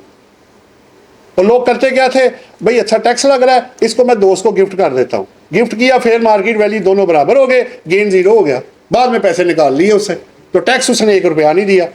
236C तो अपनी जगह पर रहेगा, उसका वो वैसे रिफंड ले लेना उसने। Resident and non resident in attributes, अपने एट्रीब्यूट्स में जाकर टिक करें अगर आपका क्लाइंट रेजिडेंट या नॉन रेजिडेंट है, क्योंकि रेजिडेंट की वर्ल्ड इनकम पे टैक्स है और नॉन रेजिडेंट की पाकिस्तान सोर्स इनकम पे टैक्स है। अच्छा, इसमें एक इंटरेस्टिंग चीज़ है, 1-2 बंदे ना बाहर से आ गए, पैसा आ गया उनके पास, वो आया इसी साल में रेजिडेंट बन गया, पिछले सालों में वो नॉन रेजिडेंट था, और जब रेंट उसका बाहर से हमने चेक किया तो पता लगा कि वो 50-60 लाख रुपया या 70-1 करोड़ रुपया उसको तो रेंट आ रहा है उसके पास। सोच में पड़ गई यार ये क्या है, ये तो रेजिडेंट है, तो फॉरेन सोर्स इनकम पे तो टैक्स लग जाएगा। तो आपके पास एक इंटरेस्टिंग बड़ा एक अच्छा उन्होंने सेक्शन 50 एंड 51 बनाया हुआ है, इसको ज़रूर यूज़ कीजिएगा। वो ये कहता है कि जो बंदा वक्ती तौर पे पाकिस्तान में आएगा या रिटर्निंग एक्सपेट्रिएट होगा, तो जिस साल में वो आएगा और उससे अगले एक साल में अगर बाहर का पैसा वो पाकिस्तान में लाता या नहीं लाता, तो वो पाकिस्तान में टैक्सेबल नहीं होगा। ये एक बेनिफिट इसके अंदर बड़ा अच्छा है, लेकिन फॉरेन सोर्स इनकम का। तो section 50 and 51 returning expatriate and short term residents. 19 जी, ये मैंने कवर कर दिया था कि अगर एसएमई के अलावा आपकी इनकम है, यानी बिजनेस इनकम के अलावा जो आपने कवर किया, तो आप उसकी कंपटीशन बना के लायबिलिटी पे कर दें तो आपकी वो डिस्चार्ज हो जाएगा। 20 जी, recommendation for the solution of fake and flying invoices. ये मैं 4-5 जगहों पे मिला हूँ जी, कमिश्नर अपील्स भी, लेकिन अल्लाह का शुक्र है मैंने जिससे बात की है उन्होंने मेरी बात के साथ एग्री किया है। मैंने कहा जी आपने फ्रॉड का विंग बना लिया, I&I आपने बनाया हुआ है, एंटी मनी लॉन्ड्रिंग आपके पास है, 38 आप वो छापे भी मार लेते हैं, आप ऑडिट भी कर लेते हैं 25 का, तो लोग तो फिर आपने आप लोगों को भी पकड़ लिया, ठीक हो गया। तो इतनी मुश्किल में जो आप पढ़ रहे हैं, तो आप एक रिड्यूस रेट 5% देके इनपुट फारग क्यों नहीं कर देते? तो जिस वजह से लड़ाई हो रही है वो वजह ही खत्म कर दो। पिछले 5 साल से यही रिकमेंडेशन दे रहा हूं मैं। ओ भाई, आपको पता है कि फेक और फ्लाइंग इनवॉइस इन्वॉल्व है, कम या ज्यादा, मैं इस बहस में नहीं जाना चाहता। इसका सोल्यूशन क्या है? पूरी कौम पर जो जेन्युइन टैक्स पेयर है वो भी परेशान है। अब आप अंडरटेकिंग भी ले रहे हैं, एफिडेविट ले रहे हैं, उठा भी लिया आपने, इतना कुछ करके भी आप सारा कुछ मैनेज नहीं कर पा रहे भाई, तो मेरी जान उसको खत्म कर दो। सेल पे फिर चेक एंड बैलेंस, जैसे आपने Tier 1 में रिटेलर्स को पकड़ा है कि भाई अपनी सेल डालो इधर, ऑनलाइन रियल टाइम सेल डालो, इनवाइस पकड़ाओ, उस पर प्राइजेस भी रख दिया आपने, बड़ी अच्छी बात है। सेल ठीक होगी तो सारा कुछ ठीक होगा। तो बजाय इस लंबे चक्कर में पड़ने के हम उसको सॉल्व करने की तरफ जाए। देखें जी, आप जब तक दुनिया है, आप अच्छाई या बुराई को कम तो कर सकते हैं, ख़त्म नहीं कर सकते। ये ताकत किसी बंदे के पास नहीं है, ये खुदा के पास है। आगे चलते हैं, बाकी चेक एंड बैलेंस होने चाहिए, अच्छी बात है। 21 है जी मेरे सामने, ये भी 3-4 दफ़ा क्वेश्चन रेज हो चुका है कि जी disposal of jewellery, personal motor vehicle and conversion of foreign currency after deposit in bank. ये 3 चीज़ें मैंने इसमें से अलग अलग कर दी हैं। वैसे रेलिवेंट सेक्शन आपके सामने 18 है, 38, 5 एंड 39 है। थोड़ी थोड़ी सी बात कर लेते हैं तो फिर आगे चल पड़ेंगे। देखिए, ज्वेलरी में 2 चीज़ें हैं। अगर तो आप बिजनेस कर रहे हैं तो बिजनेस इनकम है, और अगर आप ज्वेलरी की वैसे सेल परचेज कभी कभार करते हैं तो 38(5) ये कहता है कि ये कैपिटल एसेट की डेफिनेशन में आ जाएगा। इस पे जो गेन होगा, अक्सर लोगों को कंफ्यूजन है, जानी अक्सर लोगों को ये कंफ्यूजन है कि ये जो ज्वेलरी है ये कैपिटल एसेट नहीं है, जबकि ऐसे नहीं है, ये कैपिटल एसेट की डेफिनेशन में शामिल है। 2 बातें। मोटर व्हीकल, फिर वही बात, अगर आप पर्सनल कर रहे हैं तो बिजनेस इनकम है, गाड़ी आप बेचेंगे तो इस पे अब 2 ओपिनियन लोगों की आ रही है। मैंने जब अपने उस्तादों से, सारी बात है, जब बंदा परेशान होता है, कोई हल नहीं मिलता, तो उस्ताद की तरफ ही बंदा देखता है, खुदा की तरफ या उस्ताद की तरफ। मैंने कहा सर मुझे ये बताएं कि ये जो मोटर व्हीकल है, तो मुझे शहबाज भट्ट साहब ने ये बताया, मेरे उस्ताद हैं जो, उन्होंने ये कहा कि बेटा बात ये है कि पुराने लॉ में ना 2nd शेड्यूल में क्लोज हुआ करता था, casual and non recurring receipt, वो एग्जेम्प्ट हुआ करता था, उसको नए लॉ ने सेव नहीं किया। जब वो सेव नहीं किया तो वो चला गया किसके अंदर, इनकम फ्रॉम अदर सोर्सेज के अंदर। अब ये उनका कहना है, मुझे भी यही चीज़ समझ आती है। अच्छा, अब मेरा लेकिन एक ऑब्जेक्शन भी है, जब मैं गाड़ी लॉस पे बेचता था तो आपने कभी वो लॉस मुझे अलाउ तो नहीं किया, इनकम के वक्त आप टैक्स लेने आ गए हैं। ये मेरी समझ से बाहर है, क्योंकि अब गाड़ियों की प्राइसेस ऊपर चली गई हैं तो अब आप पैसे लेने आ गए हैं, तो वो फिर लॉस भी मुझे अलाउ करें आप, तो दोनों तरफ देखना पड़ेगा। तो कुछ पॉइंट्स फेवर में भी हैं ज़्यादा, लेकिन चूंकि वो एग्जम्पशन था इस वजह से आ रहा है। अब आ जाता हूँ मैं आगे, फॉरेन करेंसी की कन्वर्जन। ऑब्वियसली फॉरेन करेंसी को कन्वर्ट करके, मैं फॉरेन रेमिटेंस की बात नहीं कर रहा, वो तो एग्जेम्प्ट है, जो आपके 50 लाख तक या आपके रिलेटिव ने भेजा उसकी बात नहीं हो रही। ये आपने डॉलर खरीदे, आपने कहा यार चांस लगता है बढ़ जाएगी प्राइस, आपने 250 में डॉलर खरीदा, आपने 300 में बेच दिया पर डॉलर के हिसाब से।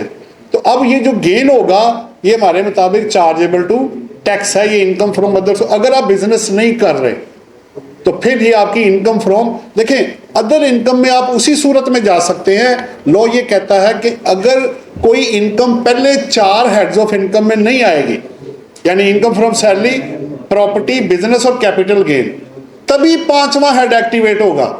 यानी मुझे 5वें को एक्टिवेट करने के लिए पहले 4 को डीएक्टिवेट करना पड़ेगा, अदरवाइज मैं उधर चला जाऊंगा। नहीं आया तो फिर मैं इसमें आऊंगा। बाकी रही बात एग्जम्पशंस की और टैक्स क्रेडिट की, वो अपनी जगह पर रहेंगे। सेक्शन मैंने साथ दे दिया आपको, 18 बिजनेस इनकम के लिए, 38(5) वो मूवेबल एसेट्स के लिए और 39 इनकम फ्रॉम अदर सोर्सेज के लिए। रेफरेंस इसलिए होता है जी, लोग ये ना कि मन गढ़ंत कहानियां बना के बंदा ले आया, ये वो नहीं है भाई। रेफरेंस के साथ आप उसको पढ़ेंगे, हो सकता है आप कुछ और चीज निकालें तो जरूर शेयर कीजिएगा, आपके पास कोई नई चीज आए तो। 22 है जी मेरे पास, receipt on maturity of life insurance policy. And ये भी काफ़ी सवाल आ रहा था मुझे, 2-4 दोस्तों ने पूछा, टैक्स ऑफिस में भी लोगों ने पूछा कि जनाब ये जो लाइफ इंश्योरेंस पे मेच्योरिटी पे पैसा मिलता है इसका क्या करना। तो फिर मैंने ढूंढते ढूंढते ना ये मैंने जजमेंट साथ कोट कर दी है। ये ATIR कराची की जजमेंट है 125 टैक्स 341, इसके अंदर सेव्ड है, मटेरियल आप तक पहुंच जाएगा, इसको पढ़ लीजिएगा। उसने कहा हुआ है कि लाइफ इंश्योरेंस मेच्योरिटी भी जो अमाउंट मिलेगी वो एग्जेम्प्ट फ्रॉम टैक्स होगी, वो चार्जेबल टू टैक्स, क्योंकि कैपिटल रिसीट वो इसको ट्रीट कर रहे हैं और पर्पस भी प्रॉफिट कमाना नहीं होता इसमें, ये भी बात है। हाँ, अगर आप बिजनेस में कोई एक्सीडेंटल, फायर, थेफ्ट आपने इंश्योरेंस करवाई हुई है, उसमें अगर आपको कोई पैसा आता है तो चूंकि पहले आपने as a insurance expense claim किया हुआ है, तो जो इनकम अब आपको आगे से आएगी वो आपकी टैक्सेबल इनकम में शामिल की जाएगी। ये पॉइंट जरा एक्सेप्शन भी जेन में रखिएगा। 23 जी, ये भी काफ़ी लोगों को, मुझे भी फेस करना पड़ा, काफ़ी लोगों को किया, तो मैंने कहा कि नोट बना देते हैं इसका भी। आपको profit on debt less than 5 million and more than 5 million. Less than में तो आपको पता है स्टैंडर्ड रेट 15 है, 10 वाला भी है उसके अंदर। अब आ जाते हैं regular income certificate and special saving certificate, वो 15% आपको काट के देते हैं। अगर 50 लाख से आप ऊपर गए तो नॉर्मल टैक्सेशन है, नीचे रहे तो फिर आपका वो जो फिक्स टैक्स 15% हो जाएगा। बहबूद सेविंग सर्टिफिकेट और DSCs are exception of these taxation policies. बहबूद सेविंग सर्टिफिकेट पे ना 3 तरह के बेनिफिट मिलते हैं टैक्स पेयर को। एक, पहली बात तो ये कि उसकी उम्र 60 साल प्लस हो, ये उन्हीं को दिए जाते हैं। पेंशनर अकाउंट, पेंशन सर्टिफिकेट और बहबूद सर्टिफिकेट मिलते ही सीनियर सिटीजन को है। नंबर 1, उसका टैक्स कोई नहीं कटेगा जनाब, with holding tax national saving centre उसका नहीं करेगा। तीसरा, जब वो रिसीव करेगा तो उसके ऊपर 2 ऑप्शन आएंगे, वो अदर इनकम में डिक्लेयर करेगा, ऑटोमेटिक कंप्यूटेशन आपको उसको मैक्सिमम 5% और कम से कम 0% जो टैक्स है वो उसको उस पर देना पड़ेगा। अब आ जाता है डिफेंस सेविंग सर्टिफिकेट। इसमें भी एकदम से जब लमसम अमाउंट आती है तो लोग उछल के बंदा बैठ जाता है, भाई ये क्या हो गया, फौरन ही 4 करोड़ आ गया। तो उस पर जब वो 35% वाले स्लैब में जाता है तो बंदा कहता है भाई ये क्या हो गया मेरे साथ, प्रॉफिट मेरा पिछले सालों का है, टैक्स आपने करंट पे लगा दिया। तो डिफेंस सेविंग सर्टिफिकेट में 37, 39 का 4A सब सेक्शन है, वो मैंने आगे ना कोड कर दिया आपको। 7B और 151 दूसरों के लिए, 39 4A कि अगर आपको एरियर प्रॉफिट ऑन डेट आता है, एरियर सैलरी की तरह, तो 2 ऑप्शन आपके पास है। पहला, या तो करंट ईयर में ऐड करके टैक्स दे दें, मसलन मुझे 4 करोड़ आ गया, मैं 4 करोड़ पे सीधा टैक्स दे दूं जो भी मेरा बनता है नॉर्मल, या मैं पिछले 10 सालों का प्रॉफिट अलग करूं जो उन्होंने आपको वर्किंग में दिया होता है और उन सालों का रेट लगाऊं, और जो टैक्स मेरा बनता है आपको पता है 18 या 19 तक ये फाइनल डिस्चार्ज में था 10%, उसके बाद ये 36 मिलियन था 15% पे, फिर ये 50 लाख पे आया। ठीक है, अब ये 50 लाख के ऊपर स्टैंड कर रहा है, तो आपको तोड़ना पड़ेगा उसको हिस्से करके। और हमारे केस में कहाँ वो पेएबल निकल रहा था उसका रिफंड आ गया, क्योंकि पीछे 10 कटा फाइनल डिस्चार्ज था, कटा 15 हुआ था, तो बाकी का 5 मेरा रिफंड आ गया। और इवन अदरवाइज जो ड्यूरिंग द ईयर मेरे पास आया वो 50 लाख से नीचे चला गया, जब वो नीचे गया तो वो 15% पे आ गया। तो वो पिछले का जो डिफरेंस था वो मुझे रिफंड आ गया। तो ये आप इसमें रेलिवेंट। अच्छा, सैलरी की एरियर का ट्रीटमेंट आप 12 का सबसेक्शन 6 है, उसमें भी जाके इसी तरह ही आप उसमें पढ़ सकते हैं। तो जो ट्रीटमेंट एरियर सैलरी का होगा वही ट्रीटमेंट प्रॉफिट ऑन डेट का होगा। ये बेसिकली दो डिफरेंट सेक्शन है। सैलरी के लिए 12 का सबसेक्शन 6 और प्रॉफिट ऑन डेट के लिए 39 का 4A। ले जी 24। अच्छा जी, ये भी मैंने ऐड किया है, इजी पैसा और जो आपके मोबी कैश है जनाब, वो पीछे बैंक अकाउंट ऑपरेट हो रहे हैं। तो जिस क्लाइंट की भी रिटर्न फाइल करें उसे कहें भाई अगर कोई सबसेंशियल ट्रांजैक्शन की है तो उसको कवर कर लेना, क्योंकि पीछे बैंक है और उसकी इंफॉर्मेशन ऑटोमेटिक टैक्स ऑफिस के पास, अगर प्रॉफिट ऑन डेट हुआ या कोई चीज़ हुई तो वो ऑटोमेटिक उनके पास चली जाएगी। तो इसको भी बैंक ही आप ट्रीट करें। ट्रीट क्या करें, ये है ही बैंक। तो जिस तरह बाकी बैंक आप कवर कर रहे हैं इनको भी कवर कर लीजिएगा। 25 जी। अच्छा, ये भी एक सवाल हुआ कि जी 10th शेड्यूल में आपको पता है कि जो नॉन ATL वाले हैं उनका डबल रेट टैक्स कट जाता है। तो सवाल किसी ने ये रेज किया कि अगर मेरी FTR के अंदर इनकम है, मेरा डबल टैक्स कट गया, या मैं NTR में हूं मेरा डबल टैक्स कट गया, तो क्या डबल टैक्स की वापसी होगी? और अगर होगी तो उसने सवाल ये किया कि लॉ में लिखा कहाँ हुआ है? हमारे आज के chief guest chief commissioner RTO chief ला चुके हैं sir. Please welcome to stage. Assistant director MIS Ali Shahid Akbar साहब चीफ लाए हैं सर। वेलकम, प्लीज स्टेज पे चीफ ले आए सर।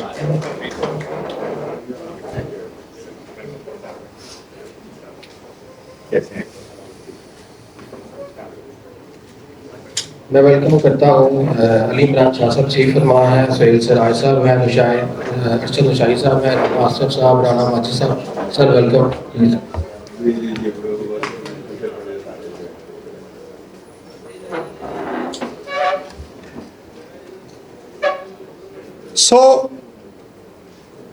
सवाल ये रेज हो गया जी कि क्या 10th शेड्यूल में मेरे जो टैक्सेज डबल या डबल से ज़्यादा जो कटौती हो रही है, क्या लॉ में कहीं लिखा हुआ है कि मैं एक्सेस की एडजस्टमेंट क्लेम कर सकता हूँ? अब गहरी बात है, इसको सवाल तो लोग कर देते हैं, उसको ढूंढने के लिए पूरी ऑर्डिनेंस को खंगालना पड़ता है, ढूंढना पड़ता है कि भाई किधर गया ये। पहला आपको मिलेगा जी 169 का सबसेक्शन 4। उसमें उन्होंने लिखा हुआ है कि अगर आपका FTR के केस में आपका टैक्स ज़्यादा कट गया है और आप रिटर्न फाइल कर देते हैं तो आप एक्सेस टैक्स का क्रेडिट क्लेम कर सकते हैं। और पर उसको रेड विद करना है आपने 10th शेड्यूल का रूल है 4 का सब रूल 3। वो ये कहता है कि अगर आप प्रोविजनल असेसमेंट होने से पहले रिटर्न फाइल कर देंगे तो जो भी टैक्स आपका डबल कटा हुआ, जो भी डबल या ज़्यादा रूल 1 के अंदर, उसका क्रेडिट आप क्लेम कर सकते हैं। तो आपका NTR भी कवर्ड हो गया और FTR भी कवर्ड हो गया with reference to specified rules और सेक्शंस के।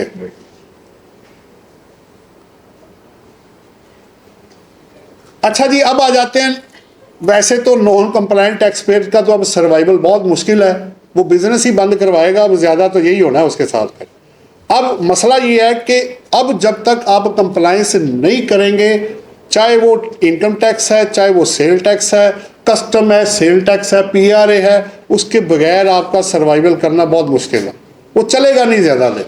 कितना को भागेंगे आप आगे, एक दिन आपको या तो बंद करेंगे या कंप्लायंस करेंगे, तीसरी ऑप्शन अब बीच में नज़र नहीं आ रही। भाई 122 सेक्शन वैसे ही अवेलेबल है, अपने पर्टिकुलर्स को चेक करके भेजें, क्योंकि उसमें पावर है कमिश्नर रेवेन्यू के पास। As many times as the commissioner deem fit, जितनी दफ़ा कंसीलमेंट पकड़ी जाएगी, पहला आपने रिटर्न फाइल की, बंदे की गाड़ी पकड़ी गई 122, फिर फाइल की जनाब, पता लगा एक प्रॉपर्टी अब आ गई है, फिर 122, जितनी दफ़ा वो कंसीलमेंट होएगी उतनी दफ़ा एज मैनी टाइम एज। लेकिन उन लोगों के लिए जो नॉन कंप्लायंट है, जिसकी चीज़ें डिक्लेयर्ड हैं, कवर्ड है, वैल्यू में फ़र्क है, वो रिकन्सिलिएशन बना के दे दे, उसको कोई प्रॉब्लम नहीं है। आगे चलते हैं जी। फिर इसकी फाइनेंशियल और लीगल इम्प्लीकेशन है। पेनल्टी आपके पास है, डिफॉल्ट सरचार्ज आपके पास है, और फिर अल्टीमेटली आपको पता है कि कॉन्सिक्वेंसेस में आपके पास लीगल इम्प्लीकेशन, फिर उसको इम्प्रिजनमेंट का भी उसमें आपको पता है। एक बंदा डीट होता है ना, कहता है जी की कर लोगे तुम ज़्यादा से ज़्यादा, की करोगे? उसे कहो जी कोई बात नहीं, तुम्हें उठा के अंदर बंद कर देते हैं, तो आ जाओ ज़रा आराम करो। अच्छा, उसने सवाल किया अगर मैं 6 महीने अंदर रह के आ जाऊँ तो टैक्स माफ़ हो जाएगा? मैं कह नहीं, वो उधर ही रहेगा और तुम्हारी बेइज्जती अलग होगी। अच्छा, फिर तो मुझे जमा कराना पड़ जाएगा। तो वो कंप्लायंस ऑफ लोग, वही लोगों के ذहन में ये भी होता है कि शायद मैं ये कर लूँगा तो मुझसे बाकी सवाल नहीं किए जाएंगे। तो माफ़ीनामा भाई नहीं है, वो किस्तें हो सकती हैं, वो तोड़ तोड़ के कुछ हो सकता है, डिले हो सकता है, बट माफ़ीनामा नहीं है इसके अंदर भाई, वो स्टेट का पैसा। चले 27 है जी। अच्छा, अब लेटेस्ट एक जजमेंट आई है जी मेरे नॉलेज में, आज ही मैंने इसको देखा है। पहले तो मैं देखना चाहूँगा, जब बजट पे सेमिनार किया, कि ये लेट फाइलर की एप्लीकेशन कहाँ कहाँ हो रही है। तो 3 जगह है जहाँ लेट फाइलर जा रहा है, 236C में, 236K में और FED के अंदर, यानी परचेज और सेल ऑफ प्रॉपर्टी पर रेट उनका मिड में आ गया है, फाइलर और नॉन फाइलर के दरमियान में। और FED में 3, 5 और 7% जो आपका है उन्होंने चार्ज कर दिया है ATL, लेट और नॉन फाइलर के लिए। अब आगे बारी, अब जो जजमेंट आई है, ये मैंने रेफरेंस लाहौर हाई कोर्ट की जजमेंट है, रिट पिटीशन नंबर है 24 सितंबर 2024 है। उन्होंने ये इसमें हेल्ड किया है, जो सेंटेंस मैंने आपको देना है, कि इसकी एप्लीकेशन 30 से 24 तक नहीं होनी। जब ये बजट आया है, इससे ऑनवर्ड आप आगे जाएंगे, पीछे की तरफ नहीं जाएंगे। लेकिन प्रैक्टिकली अभी ये उस तरह इंप्लीमेंट नहीं हो रहा, क्योंकि लेट फाइलर को उसी तरह ही आपको पता है, वो जो उसके जो फीस, जो चार्जेस हैं ज़्यादा टैक्सेस के, वो देने पड़ रहे हैं। तो इसको ज़रा देखते हैं। अब अच्छा, इसमें ये भी है कि डिपार्टमेंट ICA में भी जा सकता है, सुप्रीम कोर्ट में भी जा सकता है। ये ब्लैंकेट चिट नहीं है जी आपके पास, ब्लैंकेट एग्जम्पशन नहीं है, ये जस्ट एक जजमेंट है, और जजमेंट अगेंस्ट भी हो सकती है। और जब तक ऑर्डर फाइनलिटी ऑब्टेन नहीं कर लेता, आप उसको फाइनल मत समझे। कल को आप ICA में डिपार्टमेंट जीत जाता है तो फिर अगेंस्ट हो जाएगा, सुप्रीम कोर्ट में चला जाता है, प्रेसिडेंट के पास रिव्यू में चला जाता है। तो इसको आप फाइनल मत समझे। लेकिन फिलहाल एक ब्रीदिंग टाइम मिल गया है, जिसमें उन्होंने कहा है कि भाई ये बैक डेट पे अप्लाई आप ना करें। तो अभी जो रिटर्न्स हैं वो 31 अक्टूबर तक अपनी फाइल कर लें, ताकि एटलीस्ट अगर ये एप्लीकेबल हो जाता है तो आप इसके अंदर लेट फाइलर में फॉल ना करें। 28 जी, ये भी काफ़ी इशू रहा, काफ़ी लोगों ने भी किया और मेरे पास भी आ गया, हियरिंग भी हुई मेरी। तो उसमें एनेक्सर F को मैच किया जा रहा था क्लोजिंग और ओपनिंग स्टॉक जो इनकम टैक्स रिटर्न में है। एक ही सेंटेंस पे बात खत्म हो जाती है कि एनेक्सर F जो सेल टैक्स का है वो कैरी फॉरवर्ड की समरी है इनपुट की, उसका स्टॉक के साथ कोई लेना देना नहीं है, ना उसमें लेबर है, ना उसमें FOH है, ना उसमें डेप्रिसिएशन है, उसमें है ही नहीं। उधर जब आप कॉस्ट ऑफ गुड्स मैन्युफैक्चर निकालते हैं, किसी चीज़ को बनाने की जो कॉस्ट है, मटेरियल लेबर FOH को ऐड किया जाता है, और कॉस्ट ऑफ गुड्स मैन्युफैक्चर निकाल के तो कॉस्ट निकाली जाती है। तो टैक्स अकाउंटिंग और टैक्स का ट्रीटमेंट इनकम टैक्स का डिफरेंट है। और एनेक्सर F, और आखिरी बात यह है कि 2 डिसिमिलर चीज़ों का कंपैरिजन नहीं हो सकता भाई। आप डॉक्टर और इंजीनियर को कंपेयर नहीं कर सकते, दोनों प्रोफेशनल हैं, एक अल्लाह के हुक्म से बंदे ठीक कर रहा है और दूसरा चीज़ों को ठीक कर रहा है। तो annexure F is carry forward summary है। मैं किसी वक्त में आपको डिटेल भी दूंगा इसकी कि वो बनाया कैसे जाता है। अभी सिर्फ इतना काफ़ी है कि एनेक्सर F कैरी फॉरवर्ड है, इनपुट टैक्स की उसकी रिकन्सिलेशन है, और कुछ नहीं है वो। उसमें चूंकि वर्ड यूज होता है ना, ओपनिंग, परचेज, कंजम्पशन और क्लोजिंग। अब ओपनिंग पढ़ते ही बंदा समझता है शायद ओपनिंग स्टॉक है, और भाई उसका नाम पढ़ो, वैल्यू है, सेल टैक्स है और वैल्यू एडिशन है, वो डिफरेंट चीज़ है। बहरहाल इंसान दूसरों से सीख भी रहा होता है और सिखा भी रहा होता है, इसी तरह ही है, अमल इसी तरह ही।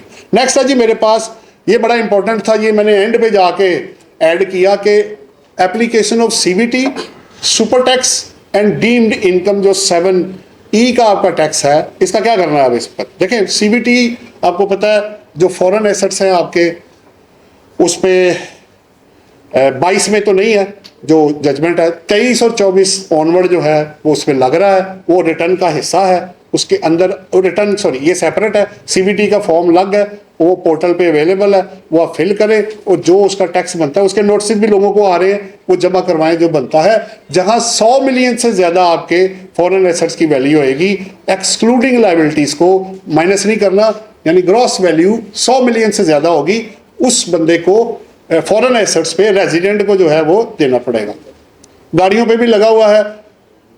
दूसरा, ये वन टाइम नहीं है, ये हर साल लगेगा। दूसरा आ गया सुपर टैक्स, वो स्पेसिफाइड है, आपको पता है 150 मिलियन से ज़्यादा सारे लोग इसमें फॉल नहीं करते, बहुत स्पेसिफाइड लोग हैं जो इसमें फॉल करते हैं। हाई अर्निंग इनकम वाले केसेस इसमें आते हैं, उन लोगों पे ये एप्लीकेबल है। एक्सक्लूजन्स को निकाल के जहां एप्लीकेबल है, ये रिटर्न का हिस्सा है, उसमें फीड करें और उसका जो बनता है उसको पे करें। आप अपनी एडजस्टमेंट दूसरी के साथ कर सकते हैं जो लाइबिलिटीज या और भी एडवांसेस पड़े हुए। आखिरी आ गया जी डीम्ड इनकम, ये बड़ा इंटरेस्टिंग है। अब आपको भी पता है इसको स्टेटस क्या है। सिंध और पंजाब अगेंस्ट है हाई कोर्ट, कोयटा, इस्लामाबाद और पेशावर ये फेवर में है टैक्स पेयर के, और पेंडिंग ये पड़ा हुआ है केस सुप्रीम कोर्ट में। अब जब तक वो कुछ इसका फाइनल नहीं कर देते, हम तो यही कह रहे हैं कि यार अगर तो आप समझते हैं कि जी कल को हमें डिफॉल्ट सरचार्ज से बचना है या हमारी सकत है पे करने को, तो पे कर दें, अदरवाइज फिर इसको आप फीड मत करें, क्योंकि अभी ये सबजुडाइस है बिफोर द, देखें लगेगा तो पूरे मुल्क को लगेगा। अब ये तो नहीं हो सकता कि 2 सूबे पे करें और 3 सूबे रिलैक्स करें, इस तरह का कानून तो नहीं चलेगा, या तो अगेंस्ट हो या फेवर में हो, यही चीज़ होनी है। बाकी वो सुप्रीम कोर्ट बेहतर जानते हैं उन्होंने क्या फैसला करना है। ये लास्ट है जी, but not the least limitation. ये मैंने 4 चीजें इसके अंदर अपने पास से बनाई कि वैसे तो आपको पता है कि लिमिटेशन पहली है purchase of immovable and movable asset, section 75 है। इमूवेबल 50 लाख से ज्यादा और मूवेबल 10 लाख से ज्यादा। इसको डिक्लेयर करते वक्त बिजनेस में भी और वेल्थ में भी इसको चेक कर लें। उसकी वजह पता क्या है, क्योंकि जब आपने कल इसको बेचना है तो ना आपको डेप्रिसिएशन के लिए कॉस्ट मिलेगी और ना ही कैपिटल गेन पर्पज के लिए इसने माइनस होना है, अगर आपने पेमेंट थ्रू क्रॉस चेक ना की हुई तो। हाँ, कम है वैल्यू, आप बेनिफिट ले सकते हैं, एक बात। दूसरी बात, अगर आप कहते हैं जी मैंने तो बेचना ही 6 साल बाद है या तो चक्कर ही नहीं, वो तो 0% होगा, तो उसकी 5% मिनिमम पेनल्टी भी है जनाब, फेयर मार्केट वैल्यू का, इमूवेबल प्रॉपर्टी का। 5 करोड़ की प्रॉपर्टी 25 लाख सीधा सीधा बनता है। तो वो ज़रा आंखें कान और दिमाग खुले रखिएगा, जो डिक्लेरेशन आप कर रहे हैं वो उसको वेरीफाई करके, चेक करके, एग्जामिन करके तो फिर उसको फाइल करें और अपने क्लाइंट को बताएं कि भाई ये मसला है, ये कल को मुझे मत कहना कि मैंने तुम्हें नहीं बताया था। B, deduction not admissible, section 21 बात हो चुकी है, बड़ा इन डेप्थ उसके अंदर चीज़ें अवेलेबल है। जो भी डिडक्शंस लॉ के मुताबिक नहीं होंगी, सेक्शन 21 कोई भी आपको पता है टोटल ऑडिट की असेसमेंट इस सेक्शन के बगैर नहीं होती। इतना ये फेमस और ये हैवी किस्म का सेक्शन है कि इसके बगैर जनरली, क्योंकि एक्सपेंसेस सारे फॉल इसके अंदर कर रहे होते हैं। पर्सनल एक्सपेंसेस के लिए 111, जैसे मैंने पहले कहा, अगर आप लेवल ऑफ एक्सपेंस रीजनेबल से कम करेंगे तब भी ऐड हो जाएगा, सोर्स नहीं होगा तब भी ऐड हो जाएगा 111 में। तो लिमिटेशन सिर्फ बिजनेस पे नहीं है, पर्सनल एक्सपेंसेस पे भी है, ये जरा नोट कीजिएगा। तो लोग कहते हैं जी वो टोटल डाल दें जी 10 लाख रुपया, बाद में पता लगता है बिजली का बिल ही 10 लाख से ऊपर, तो तुम फिर खाते क्या हो भाई। तो ब्रेकअप हमेशा उससे लें, आखिरी जून के बिल ले लें, उसमें 12 माह की डिटेल होगी। आप इलेक्ट्रिसिटी, टेलीफोन, गैस, वाटर के आखिरी बिल जून 2024 के ले लें, सारे ना लें, उस बेचारे को परेशान ना करें, एक बिल लें, डिटेल ले लें उसमें से, और टैक्स खुद इनकम टैक्स में से निकाल लीजिएगा। आखिरी है जी लोन, एडवांस, गिफ्ट और शेयर डिपॉजिट मनी, 39(3) है। अक्सर लोग जो है ना, with due respect all the ladies और बंदे जिनको नहीं पता होता, कमेटियां भी अंदर डाल रहे हैं, उसके पैसे भी डाल दिए, इसके भी डाल दिए। मैंने कहा भाई ये 50 नाम अंदर आ गए हैं, ये कौन है? ये जी मेरे रिलेटिव्स हैं, उन्होंने मुझे कहा क्रॉस चेक ले लो या कैश ले लो, तो मेरा पैसा तुम ना आगे उसको दे देना, तो मेरे अकाउंट में ये 4 करोड़ इस तरह घूम रहा है। मैंने कहा भाई टैक्स ऑफिस तो कह रहा है कि इनकम है तुम्हारी, ये कैसे बात हुई? पैसा तो उसका था। तो मैं कहा फिर उसका भी नाम दो, तो रिश्तेदारी से भी जाओगे पीछे से। उसने कहना मैंने पैसे दिया था आगे देने के लिए, तुमने मुझे टैक्स ऑफिस में फंसा दिया उधर। तो भाई बैंक में ट्रांजैक्शंस चाहे जो भी हैं वो आप तरीके से करें। और कमेटी, आपको पता है कमेटी जब तक क्रॉस चेक ना हो, हमारे मुताबिक प्रैक्टिस पूरा पाकिस्तान की कैश है, जब तक वो इस सेक्शन की कंप्लायंस नहीं करेगी। आपकी पहली कमेटी निकल आई 10 लाख रुपए की, आपने कोई चीज़ बना ली, तो पैसा तो आपके पास है कोई नहीं, तो पैसा कहाँ से आया? आपने कहना जी कमेटी, उसने कहना जी क्रॉस चेक आया नहीं, तो क्रॉस कोई देता कोई नहीं। तो इसलिए कोशिश करें कि ट्रांजैक्शंस को वेरीफाई करके, चेक करके, मकसद चीट करना नहीं है, मकसद ये है कि जो हुआ है वही प्रेजेंट करना है बंदे ने।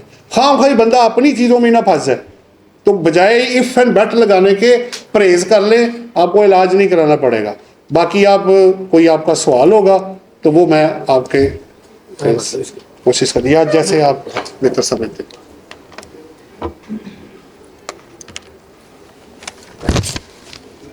बहुत शुक्रिया जी। नदीम भट्ट साहब FCA, ये हमारे चेयरमैन हैं लॉ टैक्स बार की एकेडमी के। बिल्कुल भट्ट साहब ने तो प्रैक्टिकल प्रॉब्लम्स पे मैक्सिमम जो है मेरा ख्याल है बात कर दी है। जो उसमें इश्यूज़ हैं, जो प्रॉब्लम्स हमें फेस करनी पड़ रही हैं, इसमें कुछ टैक्स रिटर्न के फॉर्म में भी प्रॉब्लम है। जैसे अंडर सेक्शन 148 में कमर्शियल इंपोर्टर का 2% का उसमें टैब ही नहीं है कि हम कहाँ पे एंट्री डालें। कोई बंदा कमर्शियल इंपोर्ट कर रहा है तो 2% का उसके रेट ही नहीं आ रहा। उसके बाद मिनिमम टैक्स की कैलकुलेशन में कोई मिस्टेक्स हैं, वो लाइबिलिटी निकाल देता है। जब भी हम उसमें कैलकुलेट करते हैं तो वो मैक्सिमम जो है ना वो लाइबिलिटी उसमें निकल आती है। तो इस तरह की प्रॉब्लम्स तो बिल्कुल भट्ट साहब आपने बताया मौजूद है। सहर अंसारी साहब बैठी हैं, मैं इनको वेलकम करता हूँ। हाफिज़ मोहम्मद जाहिद साहब हैं, राना आसिफ साहब हैं, हमजा चोई साहब बैठे हैं, CM हनीफ सलीमी साहब, सर मैं आपको वेलकम करता हूँ। इसके बाद एक शॉर्ट सी हमने रिक्वेस्ट करके चीफ साहब को बुलाया और साथ अली शाहिद अकबर साहब को। तो जो भी आपके इश्यूज़ हैं relevant to sales tax registration और ID पासवर्ड, तो सर छोटी सी आप प्रेजेंटेशन देंगे। अली शाहिद साहब, सर आपसे रिक्वेस्ट है काइंडली दिस चीफ ले आए स्टेज पे। Thank you.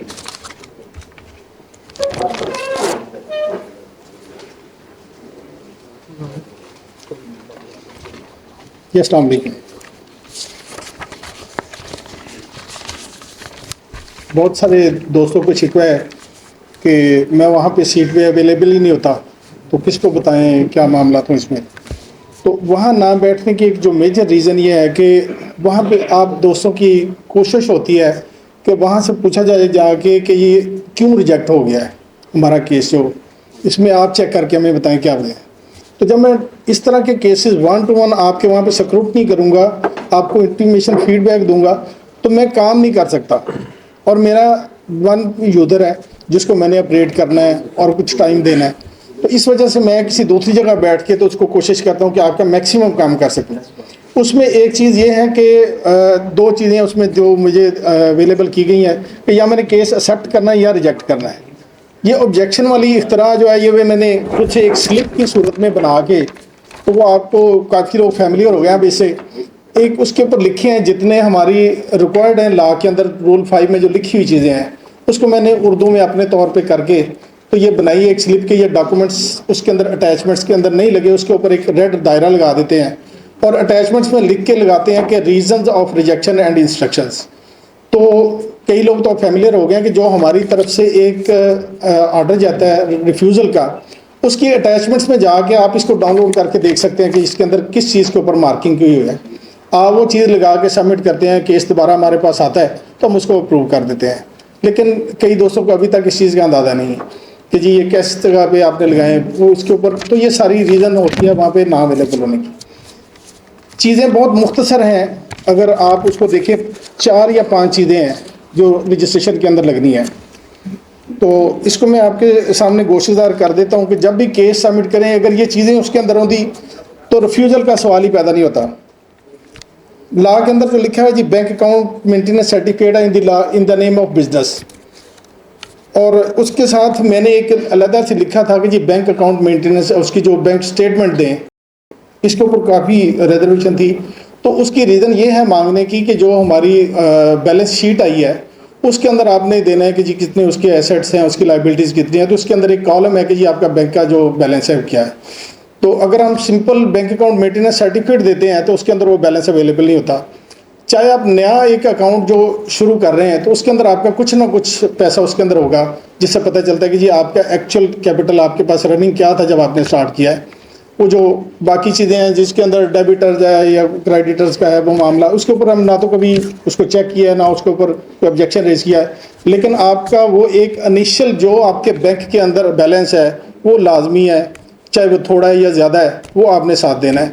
उसकी सूरत ये थी कि जब आप bank account maintenance certificate bank से एक्वायर करते हैं तो उनको कहें कि जिसके अंदर ही वो बैलेंस भी लिखते हैं। ये आसान तरीका है।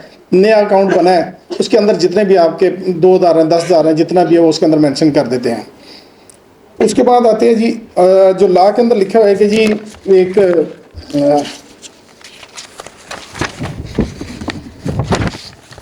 रजिस्ट्रेशन और consumer number with gas and electricity supply. तो इससे आप कुछ लोग तो लिख देते हैं उसके अंदर, जब एप्लीकेशन फाइल करते हैं तो एड्रेस के ऊपर लिखा आता है जी यूटिलिटी का नंबर लिखें, उसमें यूटिलिटी नंबर जो हमें भी अपीयर नहीं हो रहा था।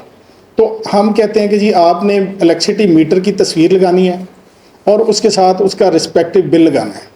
बहुत बड़ी कंप्लेंट या बहुत बड़ी हमारी रिजेक्शन इस बेसिस के ऊपर है, एक आपके पास 2 मीटर एक घर के ऊपर लगे हैं, 3 लगे हैं बिजनेस पे, 4 लगे हैं, तो फोकस नहीं करते, जितनी तस्वीर जो नज़र आता है उसको लगा के जो दूसरा बिल किसी दूसरी जगह लगा देते हैं, मीटर किसी का और लगा देते हैं।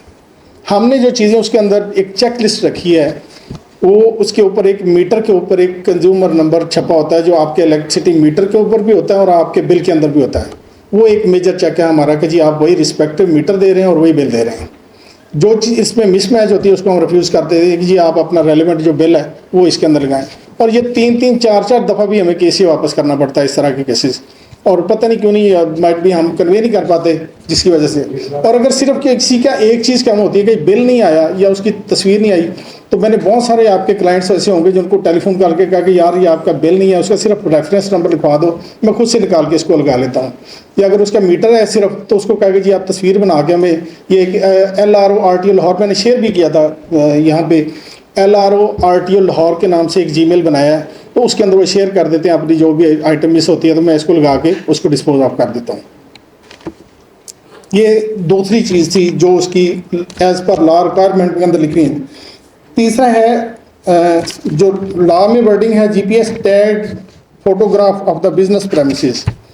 अब ये GPS टैग क्या है कि जी एक मैग्नीट्यूड एटीट्यूड है जो जब आप गूगल पे जाते हैं, जब उस लोकेशन को पिन करते हैं तो वो सिस्टम में दिखाता है।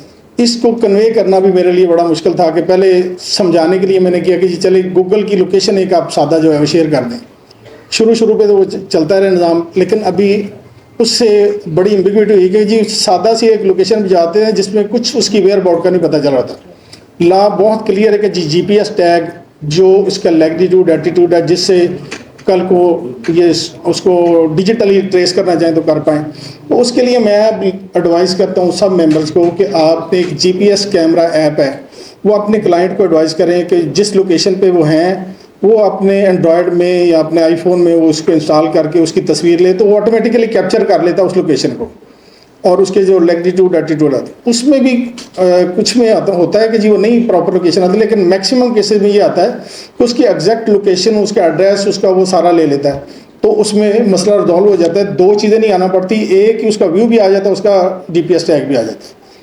अगर जो लोग नहीं हैंडल कर पाए थे, जो मेरे पुराने कुछ सीनियर लोग हैं जो IT को नहीं समझते लेकिन प्रैक्टिस करते हैं, तो उनको ये था कि ये आप गूगल का अलहदा से अपनी लोकेशन ऑन करके तो उसको निकाल के तो GPS टैग उसका जो उसके तौर पे लगा लें, और जो बिज़नेस का व्यू है उसको अलहदा से लगा लें। तो 2 चीज़ें लिखी हैं उसके अंदर, लेकिन बेसिकली ये एक ही चीज़ बनती है। अगर आप GPS टैग अपने कैमरे में वो लगा लेते हैं ऐप जो इंस्टॉल करके, तो सिस्टम जब तस्वीर खींचेंगे तो खुद ही पिक कर लेता है आपका, वो बिज़नेस का व्यू भी आ जाएगा। और फिर बहुत सारी चीज़ों में ऐसे कि आपने एक कोई भी बिज़नेस आपका चल रहा है तो आप करते ये हैं कि आप एक इंटरव्यू बंदा बैठा है उसकी तस्वीर बनाए, हमें उससे गर्ज नहीं है कोई जो ओनर है, हमें तो ये कि अगर उसका बिज़नेस है किसी लोकेशन के ऊपर तो उसका बिज़नेस का व्यू आ रहा होगा, दुकान है, कोई उसका बिज़नेस है, कारोबार है, और अभी कोई ऑफिस है फ़र्ज़ किया अगर, तो नहीं उसने पहले किया तो एक छोटी सी फ्लैक्स लगा ले, छोटा सा पेपर लगा ले अपना, तो उसकी एक तस्वीर बना के तो उसके लगा ले, तो वो हमारा पर्पज़ पूरा हो जाएगा। बैलेंस शीट है जी, बैलेंस शीट के ऊपर ये होता है कि जी डाटा वो टैब बना हुआ है, उसके अंदर आपने फिगर्स फीड करने हैं। अभी भी जो हो रहा है कि उसके अंदर कैपिटल के अंदर फिगर दे दी और नीचे को एक आध जगह फिगर दे दी, टोटल छोड़ दिए, तो ये उसके अंदर एक उन्होंने ऑटो कैलकुलेशन नहीं रखी, आपने खुद से कैलकुलेशन करके उसके अंदर पुट करनी है फिगरें। और हम इस वजह से नहीं करते कि आपकी कोई फिगर किसी इररेलेवेंट कॉलम में अगर हम प्लस करके डाल दें जो कल को आपके लिए प्रॉब्लमेटिक है, बल्कि है जिनकी फिर रिटर्नें बाद में नहीं जाती तो उनको बहुत इशू फेस करना पड़ते हैं इसकी बेसिस के ऊपर। तो ये आप लोगों ने खुद से उसको रिस्पेक्टिव कॉलम जो उसका डाटा टैब है उसके अंदर आपने उसको फीड करना है। तो जब डाटा फीड करते हैं तो डाटा टैब के अंदर केयरफुली उसको फीड करें, और जो चीज़ें आप डाटा टैब में दे रहे हैं उसकी एक हार्ड फॉर्म में आपने उसका PDF बना के एक वो भी अटैचमेंट में लोड करना है। ये जो 350 SRO है उसकी रिक्वायरमेंट है 5 to F की, तो उसमें आपने ये भी करना है। अब उसमें आप मेरी तरफ से ये होता है कि जी आप प्रॉपर एक क्लाइंट की तरफ से एक लेटर पैड लें। अगर बंदा एक 5 मिलियन 10 मिलियन से अपना कारोबार शुरू कर रहा है तो उसने एटलीस्ट इतना तो किया कि अपना एक लेटर पैड बना ले और इसके नीचे उसके साइन, उसकी जो स्टैंप है वो उसकी कंसेंट है। उसके ऊपर आपके ऊपर भी बार नहीं है, हमारे ऊपर भी नहीं है कि जब आप उसे साइन स्टैंप ले लेते हैं कि जी वो एग्री है जो आप डिक्लेरेशन उसके ब्याह के ऊपर बैलेंस शीट का देने के लिए जा रहे हैं। इसके ऊपर हमारे कुछ लोग एतराज़ करते हैं, लेकिन इसलिए ये आप लोगों की गुजारिश है कि ये उसकी कंसेंट है। कई टैक्स पेयर जो हैं उनसे जब बात करते हैं तो कहते हैं जी हमें तो पता ही नहीं कि जी उन्होंने खुद ही किया हुआ है। मैं उनसे बात करता हूँ कि जी वो क्यों लगाया इसे। तो आपसे गुजारिश है, ये मैंने बताने में ये ज़्यादा चीज़ें हैं लेकिन ये टोटल 6 चीज़ें हैं जो सेल टैक्स रजिस्ट्रेशन रूल्स के अंदर भी यही हैं जो बिल्कुल कॉमन है और उसको बताने में शायद ये कुछ ज़्यादा लग रही हैं, लेकिन बड़ा इख्तिसार के साथ बैंक अकाउंट मेंटेनेंस सर्टिफिकेट लेते हुए उसके ऊपर उसका बैलेंस शामिल करवा लें। मीटर और इलेक्ट्रिसिटी बिल बिल्कुल रिस्पेक्टिव होने चाहिए, उससे तस्दीक कर लें, उसको बताएं कि आपने जो बिल की तस्वीर उतार रहे हैं, जो बिल लगा रहे हैं, उसके मुतलका मीटर की तस्वीर बनानी है और थोड़ा सा उसको वाइप करके उसकी तस्वीर बनाएं फोकस करके, ताकि उसके ऊपर जो मीटर का नंबर है वो रीडेबल हो। सम केसेस के अंदर ये भी है कि अभी वो ग्रीन मीटर्स लगे हैं और सिस्टम में दूसरा है, तो कुछ चीज़ों में जब हम देखते हैं ना कि जी वाकया इसका जो ऑनलाइन चेक करते हैं, अभी वो ग्रीन मीटर लगाया है तो उसके ऑनलाइन लेस्को की साइट के ऊपर ग्रीन मीटर आ रहा है तो उसको इग्नोर भी करते हैं। कुछ के ऊपर कोई ऐसे इंडिकेटर होते हैं, नंबर नहीं पढ़ा जा रहा लेकिन उसके ऊपर कोई सफ़ेदे से किसी का नाम लिखा रहा है, तो कुछ सिम्टम्स मैच कर जाते हैं तो हम उसको भी एक्सेप्ट कर लेते हैं कि ये जिद नहीं हमारी कि जनाब लाजमी मैच करें। तो कुछ जिस चीज़ों में हमें वो लगता है कि जी एक एनालॉग मीटर है और उसके ऊपर वो नहीं पढ़ा जा रहा, पुराना है ज़्यादा, लेकिन उसके ऊपर कुछ निशानात ऐसे हैं जो बिल के ऊपर भी आ रहे हैं और मीटर के ऊपर भी आ रहे हैं, हम वो भी एक्सेप्ट कर रहे होते हैं। बाकी ये जो GPS टैग का बड़ा क्लियर है, इसके बावजूद जब आप खुद से उसको लोड करने लगते हैं तो उसको देख लें कि जो उसके मीटर के ऊपर एक एरिया आ रहा होता है, बिजली के बिल के ऊपर आ रहा होता है, जो वो GPS टैग दे रहा है उसके मुतलका एरिया उसी का वही वाला है। सम केसेस में है कि कई भी राइवेंट रेड की चीज़ें हैं, कुछ मुल्तान की हैं, फिर वो बहस मुबाहिसा वहाँ पे आके होता है, बदमज़गी होती है। तो ये वजह सारी थी जो मैं गोशतदार की हैं, कुछ चीज़ें इतनी मुश्किल नहीं हैं। और फ़ोन नंबर मेरा जो है उस पर होता हूँ और समटाइम नहीं भी होता अगर मसरूफियत की वजह से, तो मैं लेट आवर्स तक बैठ के आपको कोशिश करता हूँ कि कुछ ना कुछ रिस्पॉन्ड कर पाऊँ।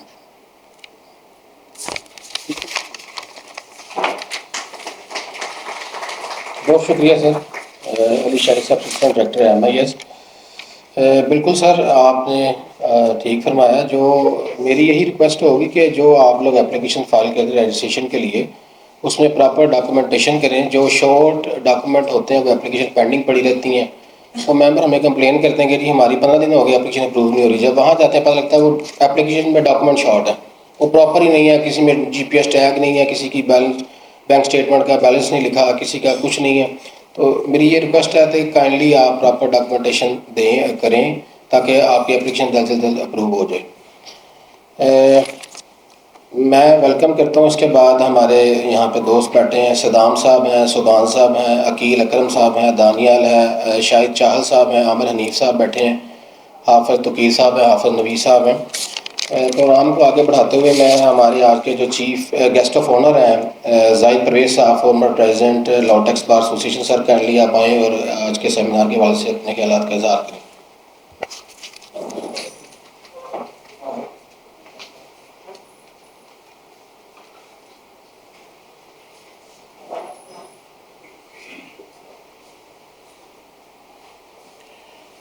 जनाब सर, जनाब chief guest, chief commissioner RTO और लॉ टैक्स बार के दूसरे अहदेदारान, आज का ये टॉपिक बड़ा अहम था कि अभी अभी हम जिस प्रोसेस से गुजर रहे हैं वो रिटर्न्स की सबमिशन का प्रोसेस है और उसमें बहुत सारी डिफ़िकल्टीज़ हमें फेस करनी पड़ती है। और इसी तरह बाकी बहुत सारे जो अभी रजिस्ट्रेशन के हवाले से जो बात हुई है, तो ये डेफिनेटली कुछ डिफ़िकल्टीज़ है और ये डिफ़िकल्टीज़ इसलिए भी हमें फेस करनी पड़ती है। उसमें एक वजह तो मैं समझता हूँ कि जो रूल्स बने होते हैं या जो एक्ट में जो बात की जाती है उसको हम पहले तो बजाते खुद पढ़ते ही नहीं, हम कोशिश करते हैं कि इधर उधर से हमें बनी बनाई चीज़ जो मिल जाए। तो मैं समझता हूँ कि ये चीज़ें पहले हमें खुद भी ज़रा गौर करनी चाहिए कि भी एक चीज़ लॉ आया और फिर आपको पता ही है कि टैक्स के हवाले से हर रोज़ कोई ना कोई नया ऑर्डिनेंस आ जाता है, एसआरओ आ जाता है, तो हमें उस पर नज़र रखनी चाहिए। और मैं समझता हूँ कि जो टैक्स प्रैक्टिस करने वाले लोग हैं उनके लिए ये बहुत अहम है कि ये जो डेली जो हमारा जो इन्होंने दिया हुआ है अवेलेबल है आईआरएस के ऊपर भी कि एसआरओ, उनको स्टडी ज़रूर करना चाहिए। और फिर उसके बाद हम देखें अगर कोई बात थोड़ी सी पेचीदा है तो उसके लिए फिर हम दोस्तों से कंसल्ट करते हैं। और एक बात जो और बड़ी अहम है कि इस सिलसिले में हमें जो असिस्टेंस एफबीआर की तरफ से मिलनी चाहिए उसमें भी हमें बहुत सारी डिफ़िकल्टीज आती हैं। और आज बड़ी अच्छी बात है कि हमारा ये जो वीकली प्रोग्राम है स्टडी का, इसमें आज आरटीओ के चीफ कमिश्नर साहब भी मौजूद हैं। बल्कि मैं इसलिए ज़्यादा बात करता हूं कि पिछले साल क्योंकि मैं प्रेसिडेंट था तो मैंने हर चीफ कमिश्नर से कहा कि भाई आप आए हमारे बार में और हमारे जो इश्यूज़ हैं वो आपके सामने रखते हैं और ज़रा ब्रॉडर लेवल पे हम एक दूसरे के साथ डिस्कस करते हैं और आपकी राय हम लेते हैं ताकि हम भी अपने आप को करेक्ट करें। हम जो जिस तरीके से सोचते हैं वो हम अपनी बात आप तक रखते हैं ताकि आप भी हमारी बात को समझ सकें।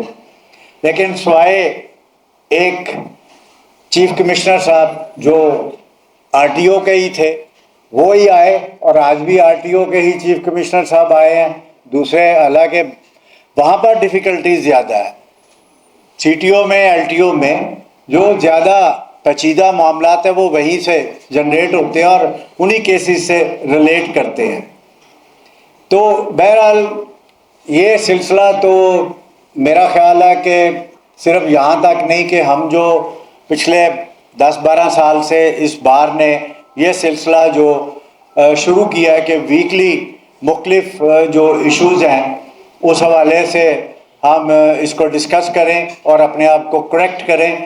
तो ये सिलसिला सिर्फ हमारे तक महदूद नहीं रहना चाहिए। इसमें मैं ये रिक्वेस्ट करूँगा कि हमारे जो चीफ जितने भी हमारे जोन्स हैं उन चीफ्स को भी यहाँ पर आना चाहिए और ताकि हमारा जो ये सिलसिला है एजुकेशन का ये ज़रा ज़्यादा ब्रॉडन हो जाएगा। क्योंकि एक बात आपके सामने है कि इंटरनली एफबीआर भी बजाते खुद अपने जो ऑफिसर्स हैं उनको बहुत सारी चीज़ों के हवाले से वो एजुकेट करते हैं।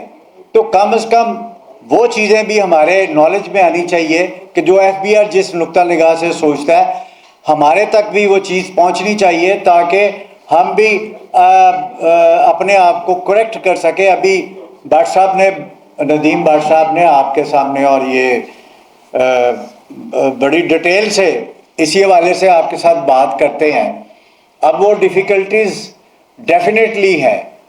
तो अब इसमें कुछ चीज़ें ऐसे भी होती है जिस तरह मैंने कहा कि एफबीआर बजाते खुद अपने ऑफिसर्स को वो उस तरीके से वो एजुकेट करता है और इसलिए हमारा झगड़ा वहीं पे पड़ता है कि जब हम अपना केस आर्गू करने जाते हैं तो डेफिनेटली उसको जो एजुकेशन दी जाती है वो उसके ऊपर स्टिक कर जाता है। वो अपने आप को बिल्कुल किसी भी जगह पे गुंजाइश नहीं देता कि मैं उस जो एफबीआर के ट्रेनिंग में मुझे जिस तरीके से पढ़ाया गया मैं उसके मुताबिक रहूँ। भाई लॉ है, लॉ तो बड़ा फ्लेक्सिबल है, इसकी इंटरप्रिटेशन जो है लॉ की वो एक चीज़ है जो लोगों को करेक्ट रास्ता अख्तियार करने में मदद देती है। अगर आप उसको जो स्टिक हो जाते हैं तो फिर मसला जो है फिर वो कोई किसी नतीजे पे नहीं पहुंचता, और उसका नतीजा यही होता है कि ऑफिसर ने जो करना है वो करेगा, हम भी अपीलों में जाते जाए। फिर ये भी एक बात है कि अपीलों में भी वो मामलात ऑलमोस्ट उसी तरीके से इंटरप्रिटेशन का मामला है, उधर से कोई इंटरप्रिटेशन है, हमारी तरफ से कोई और इंटरप्रिटेशन है। तो वहाँ पर ये मामला जो है फिर ये अक्सर उसका नतीजा यही है कि मल्टीपल लिटिगेशन जो है ना वो ऊपर की तरफ जाती है, यहाँ पर तो नहीं है। इसलिए मेरी रिक्वेस्ट है कि हमारे एफबीआर के ऑफिसर्स को भी ये सोचना चाहिए कि कम से कम या तो उस जिस तरह हम आपको इन्वॉल्व करने की कोशिश करते हैं आप भी हमें इन्वॉल्व करें, और अपनी जो ब्रीफिंग है आप अपने ऑफिसर्स को देते हैं, वहाँ पर टैक्स बार्स के भी जो लोग हैं उनको भी आप वहाँ पर जगह दें, और ताकि वो फिर यहाँ पर आके हमें उस तरीके से ब्रीफ कर सकें। क्योंकि ये एक बात बड़ी वाज़ेह है कि आपका मौजूदा ऑर्डिनेंस जो है 2001 एक गैर मुल्की ने बनाया, मेन बंदा जो था वो ऑस्ट्रेलियन था, और ये आपको पता है कि ये मीटिंग्स भी दुबई में होती रही हैं उस नुक्ता निगाह। यहाँ से भी कुछ लोगों को शामिल किया। अब उसमें एक हमारे हाई कोर्ट बार के प्रेसिडेंट रहे हैं अनवर कमाल साहब, जो कि पिछले 40 साल से लॉ कॉलेज में पढ़ाते भी हैं, उनको उन्होंने शामिल किया, और उन्होंने मुझे बताया कि यार ये बात जो है कि वो ऑस्ट्रेलियन जो है वो उसने बाहर के दुनिया के तमाम टैक्स लॉज को पढ़ा हुआ, स्टडी किया, उसको मिला जुला के वो एक सिस्टम आपको दे रहा है, लेकिन यहाँ के जो सोशो इकोनॉमिक प्रॉब्लम्स हैं उनको वो कंसिडर ही नहीं कर रहा। उनको हम ये बात कहते हैं, मसलन ये बात है कि बलूचिस्तान का आपका अगर मुल्क को देखें तो आपका बलूचिस्तान जो है वो सारे का सारा नोमेडिक है, ट्राइबल है। वहाँ पर आप अपना जो लॉ है किस तरीके से इम्पोज करेंगे, और नतीजा उसका यही है कि आपकी बलूचिस्तान से जो आपको मिलता है वो बहुत थोड़ा सा, और वो भी शायद कोयटा या पुशीन तक महदूद है जहाँ पर वो कारोबार है, बाकी तो नहीं है। इसी तरह आप अगर सिंध में आ जाए तो सिंध सारा फ्यूडल लॉर्ड्स स्ट्रक्चर में मौजूद है। आप कराची हैदराबाद तक का टैक्स वसूल करते हैं, बाकी कहाँ पर मैक्सिमम थोड़ा सा, और आप सखर में आ जाएंगे। इसी तरीके से पंजाब की का आपका जो सराइकी वसेब है वहाँ पर आप कितना आपको टैक्स मिलता है। इसी तरह फिर आप KPK में चले जाएं, मुझे ये बताएं KPK की जो खबरें हमारे तक आती हैं कि वहाँ पर कहाँ से कितना और कितना आ रहा है। ये सोशो इकोनॉमिक कंडीशंस है ना। आप लॉज बने बनाए लॉज जो हम पर इम्पोज कर रहे हैं। अभी ये रिसेंटली जो वाकया है एफिडेविट वाला जो है, अब मुझे ये बताएं कि एफिडेविट का जो आप कंसेप्ट कहाँ से आप लेके आए कि आपने इस मुल्क की इकोनॉमी की कंडीशंस को सामने रखा है, आपने यहाँ का जो सोशो इकोनॉमिक स्ट्रक्चर है उसको आपने सामने रखा है। कतन आप बिल्कुल नहीं गौर करते हैं, आप बनी बनाई चीज़ें हमारे ऊपर इम्पोज करते हैं। तो उसका नतीजा क्या निकलेगा? उसका नतीजा अगर ये निकलेगा कि भाई कल कला बजाय से कि जो एक कोऑपरेटिव एटीट्यूड है लाहौर टैक्स बार का कि वो अपने ऑफिसर्स के साथ, अब एफबीआर के साथ एक बड़ा फ्रेंडली एटमॉस्फेयर रखते हैं। हमने पिछले साल भी यही किया, तमाम के साथ मीटिंग्स की, जो इश्यूज थे वो उनके सामने रखे। कुछ इश्यूज उन्होंने टेकअप किए और बहुत सारे इश्यूज टेकअप ही नहीं किए। मसलन मैं ये कहता हूँ कि एग्जाम्पशन सर्टिफिकेट छोटा सा इशू है, अवेलेबल है मुझे लॉ में, लेकिन वहाँ पर हमारे साथ क्या हो रहा है, किस तरीके से हमें घसीटा जाता है। भाई ये प्रैक्टिकल सोशो इकोनॉमिक कंडीशंस के हवाले से इश्यूज हैं, इनको भी टेकअप किया जाए। क्यों नहीं आप टेकअप करते? लिहाजा मैं ये समझता हूँ कि बजाय इससे कि हम कन्फ्रंटेशन की तरफ जाएं, बेहतर यही है कि एक जो कोऑपरेशन जो है बिटवीन बेंच एंड बार वो अगर ज़्यादा कंसिस्टेंट हो जाए तो मैं समझता हूँ कि बहुत सारी इश्यूज जो है हम उनको रिजॉल्व कर सकते हैं। लेकिन ये डिपेंड करता है कि हमारे जो एफबीआर के ऑफिसर्स हैं अगर वो अपने आप को ब्यूरोक्रेट ना समझें तो मेरा ख्याल है कि ज़्यादा बेहतर तरीके से हम उनके साथ कोऑपरेट कर सकते हैं। और बाहर की जो कोऑपरेशन होती है वो मैं समझता हूँ कि टैक्सेस जो बढ़ाने में जो रीजनल हमारी जितने भी डिस्ट्रिक्ट बार्स हैं टैक्स की, वो ज़्यादा रोल प्ले कर सकते हैं, लेकिन उसमें आपको ये कम से कम उनके साथ कोऑपरेशन करनी पड़ेगी। और बहुत सारी चीज़ें ऐसी हैं कि जो नहीं रूनुमा होगी, बल्कि उसमें ये होगा कि डिफ़िकल्टीज़ ख़त्म होंगी। अब ये बात अभी रजिस्ट्रेशन के हवाले से की है।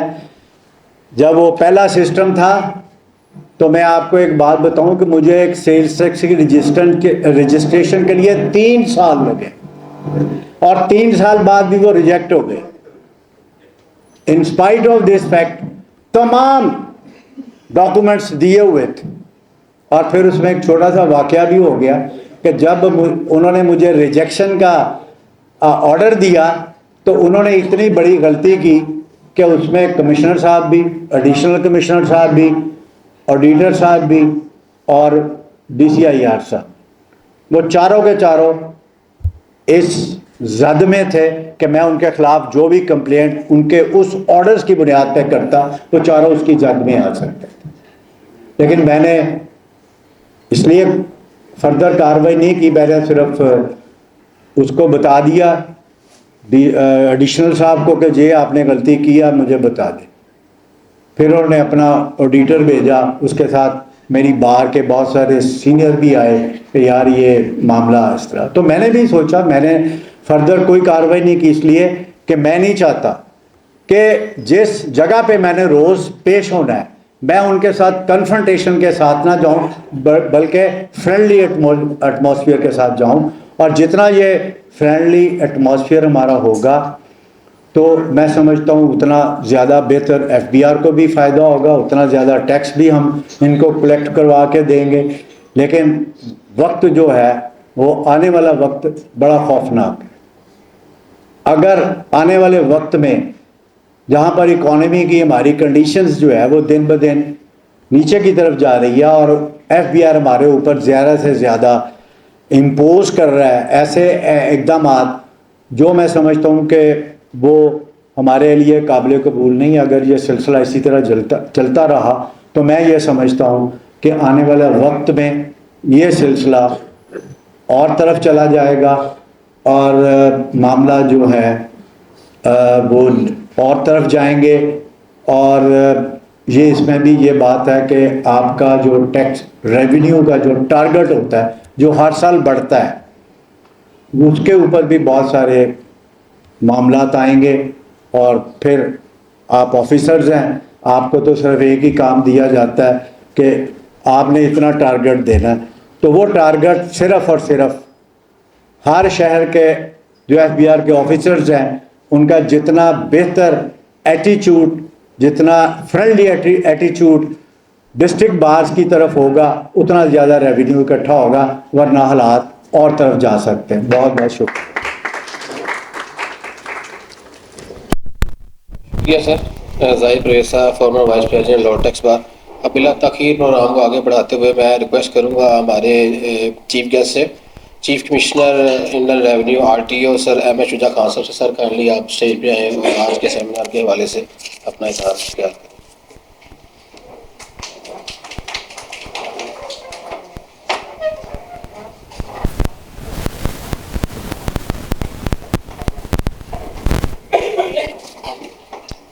बिस्मिल्लाहिर्रहमानिर्रहीम।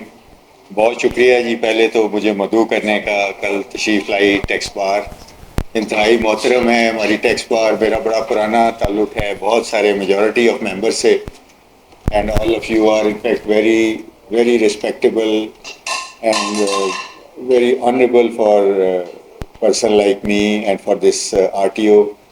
पहले तो मैं थोड़े से फैक्ट्स फिगर्स शेयर करूं, बड़े इनकरेजिंग हैं रिटर्न्स के हवाले से, टैक्स पेमेंट्स के हवाले से, मोस्टली आपके नॉलेज में ही हैं। As compare to last year 3,93,000 returns थी आज की डेट में। आज की डेट में मेरे पास इस साल 8,41,000 रिटर्न्स हैं।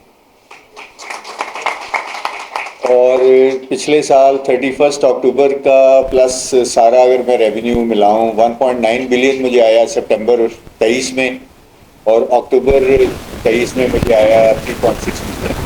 तो ये मिल के तकरीबन हो गया समझ लें 5.2 बिलियन। आज की डेट में मेरे पास 10.8 बिलियन है। मैं समझता हूँ कि ये बहुत बड़ी कंट्रीब्यूशन है आप सबकी, आप लोगों की। और मैंने पहले भी सेमिनार्स देखे हैं, इतना माइन्यूट और इतना प्रिसीज एनालिसिस टैक्स का, रिटर्न्स के कॉलम्स का, सीरियल नंबर्स का, it was very much impressive कि इतना डीपली जाके तो हमारी जो टैक्स बार है वो देख रही है चीज़ों को। ये जो बातें हैं सारी, ये अब देखिए किस तरफ जा रही हैं। मैंने थोड़ा सा और भी एनालिसिस कराया है, तो ये जो जिन लोगों ने मुझे सितंबर में 7.4 बिलियन दिया है, ये वही लोग हैं जिन्होंने मुझे लास्ट ईयर 1.9 बिलियन दिया है। तो दैट मीन्स कि हमारे अगर एक्यूरेट डिक्लेरेशंस पे अगर हम फोकस करें, और जिस तरह से हम कह रहे हैं कि अब हमें कोई भी एसेट परचेज करना है, कोई मूवेबल इमूवेबल, तो उसके कॉरस्पॉन्डिंग हमारे पास सोर्सेज होने चाहिए। हमारी डिक्लेरेशन जो हैं वो हमारे बिजनेस जो है उससे कमेंसरेट होनी चाहिए। तो ये सारी बातें एक्यूरेट जो डिक्लेरेशंस हैं उसकी तरफ जो है इशारा करती हैं। अभी भी ये जो बात हुई है एक एफिडेविट के हवाले से या सेल्स टैक्स की रजिस्ट्रेशंस के हवाले से, आप लोग अवेयर हैं कि ये हमारे प्रेसिडेंट साहब हैं ऑनरेबल, इन्होंने कहा कि जी शायद सीटीओ में या एलटीओ में बहुत बड़े मसले हैं। ये बात बिल्कुल ठीक है, लेकिन मैं बताऊं जो यहाँ रीजनल टैक्स ऑफिस में सेल्स टैक्स की रिटर्न्स में जो इश्यूज़ हैं वो भी बड़े मेजर इश्यूज़ आ रहे हैं। अनफॉर्चुनेटली ये जो मल्टीपल लेयर्स हैं जो कि बन रही हैं, जो कि रजिस्टर्ड हैं, उनका शायद कहीं वजूद नहीं है रजिस्ट्रेशंस में। जब इनिशियली हम उनको प्रोव करते हैं तो पता चलता है कि वो स्टूडेंट का वहाँ पे वजूद ही नहीं है, फिर उसकी सस्पेंशन की तरफ जाते हैं, फिर आगे उसकी लाइबिलिटी सिविल बना के then we move towards prosecution coercive actions. तो उसके पीछे फिर वही बात है कि whether the declaration is accurate और नॉट। तो मेरी आप लोगों से भी ये रिक्वेस्ट है, आप इंतहाई काबिल, लर्नेड और बहुत ही समझदार लोग हैं, अच्छी कंसल्टेंसी आप काइंडली प्रोवाइड कीजिए जिस तरह की आप खुद हैं, बिकॉज सेल्स टैक्स मैटर्स में ये बहुत ज़रूरी है आजकल, स्पेशली जब आपकी वेबसाइट पे अवेलेबल है कि जी invoices available at low rates, और ये इस तरह के मैसेजेस सर्कुलेट हो रहे हैं, तो it's very unfortunate I must say. तो ये आप अपने जो टैक्स पेयर्स हैं उनको बावर कीजिए इससे कि किसी तरह के ये अकाउंटेंट्स को थोड़ा सा डिलिबरेट था कि मेजॉरिटी ओनर्स जो हैं they are aloof with their sales tax team. वो कहते हैं जी जो आपको समझ में आता है आप बना के भर दें, तो फिर अकाउंटेंट शायद कहीं अल्योर हो जाएं या कुछ ऐसा कुछ इनवॉइस वो कहीं से पिक कर लें जो कि शायद फेक है या सिस्टम में उसका वजूद नहीं है। तो ये सारी बातों को सोचते हुए इसमें थोड़ा सा बेहतरी बढ़ावा हो रहा है, स्ट्राइव है, सारी डबल चेक है सिस्टम में, लेकिन उसके बावजूद अनफॉर्चुनेटली लूप होल्स भी हैं। तो मुझे बड़ी खुशी है कि ये इस तरह के अवेयरनेस सेमिनार्स अगर ये चलते रहेंगे, और बाकी जो गैप है जैसे प्रेसिडेंट साहब ने फरमाया है, मैं आई एम ऑलवेज अवेलेबल, कोई गैप नहीं है जी हमारा। ये कई दफ़ा तशरीफ़ लाए हैं, अभी भी मैं अवेलेबल हूँ। मेरे लायक कोई ऐसा काम जो अनफॉर्चुनेटली जो नहीं हो सक रहा या उसमें कुछ डिले है तो मेरे नॉलेज में ज़रूर लाइए। आगे भी लोग पहले भी ओपन डोर पॉलिसी है, बिल्कुल आप तशरीफ़ लाइए, मैं जिस हद तक हो सकेगा उसको हम रिजॉल्व करेंगे। और मैं उम्मीद रखता हूँ इंशाल्लाह कि ये जो रिस्पॉन्स हमें आ रही है, आई विश कि ये 31 अक्टूबर जो है वो इंशाल्लाह हम एक बहुत ही मिसाली मोड पे इसको इंशाल्लाह हम कंप्लीट करेंगे। Thank you very much.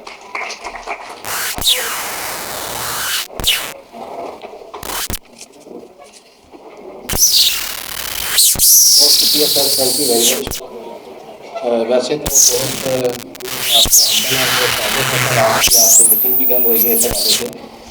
एक सर इशू था जो सीनियर सिटीजन का बायोमेट्रिक का डिस्कस हुआ था कल आपसे, फिर CTO साहब से मीटिंग हुई है, वहाँ पे वो कह रहे हैं कि हम वेरिसिस से वेरीफाई करके बायोमेट्रिक अलाउ कर रहे हैं।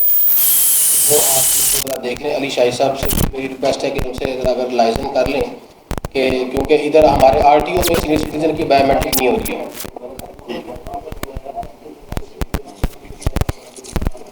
ज़ुबैर भाई साहब मौजूद हैं यहाँ पे, मैं उनको वेलकम करता हूँ। यही ज़ुबैरी साहब भी यहाँ तशरीफ़ फरमाए। सर मैं आपको वेलकम करता हूँ। प्रोग्राम के इख्तिताम की तरफ जाते हैं। इंचार्ज SCCP शहबाज सरवर साहब की वालदा लास्ट वीक वफात पा गई थी। उनके फाते के लिए मैं आफर नबी साहब से अगर काइंडली स्टेज पे आएँ और फाते को बातें।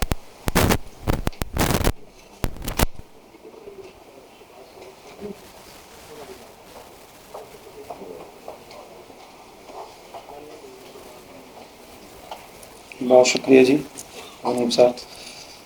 अल्लाहुम्मा सल्ली अला सय्यिदिना व मौलाना मुहम्मद व अला आलि सय्यिदिना व मौलाना मुहम्मद व बारिक व सल्लिम व सल्लि अलैहि।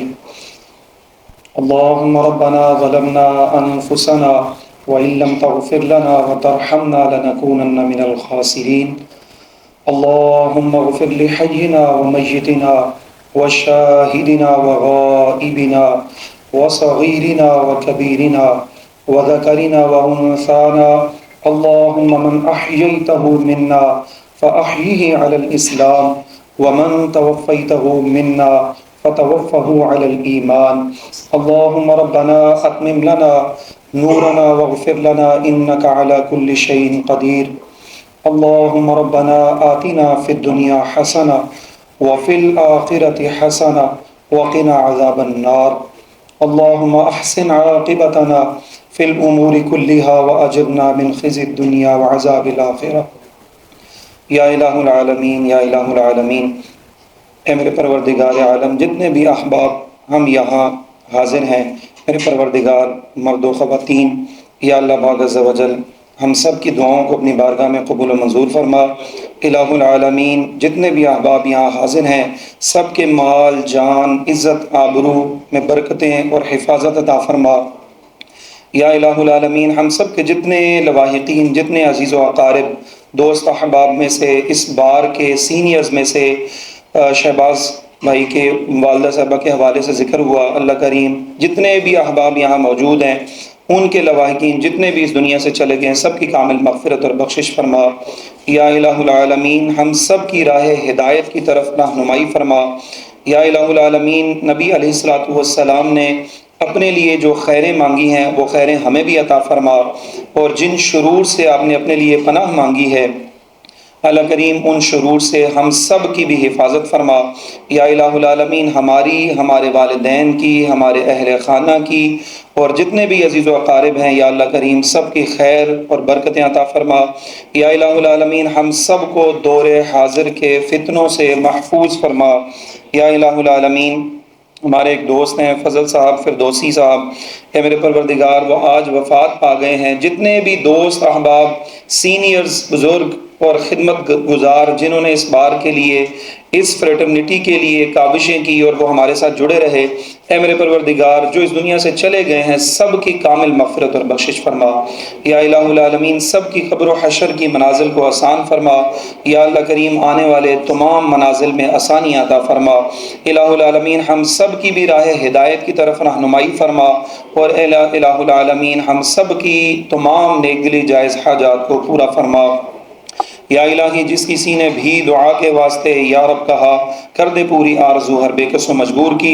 है मेरे परवरदिगार, मेरे शहर की, मेरे मुल्क की और पूरी दुनिया में मौजूद मुसलमानों की खैर फरमा, सब की गैबी मदद फरमा, और पूरी दुनिया में जितना भी आलम इस्लाम में मौजूद लोग हैं, या अल्लाह हम सब की राह हिदायत की तरफ रहनुमाई फरमा। व सल्लल्लाहु तआला अला रसूलिही खैर खल्क़िही मुहम्मद व अला आलिही व अस्हाबिही अजमईन।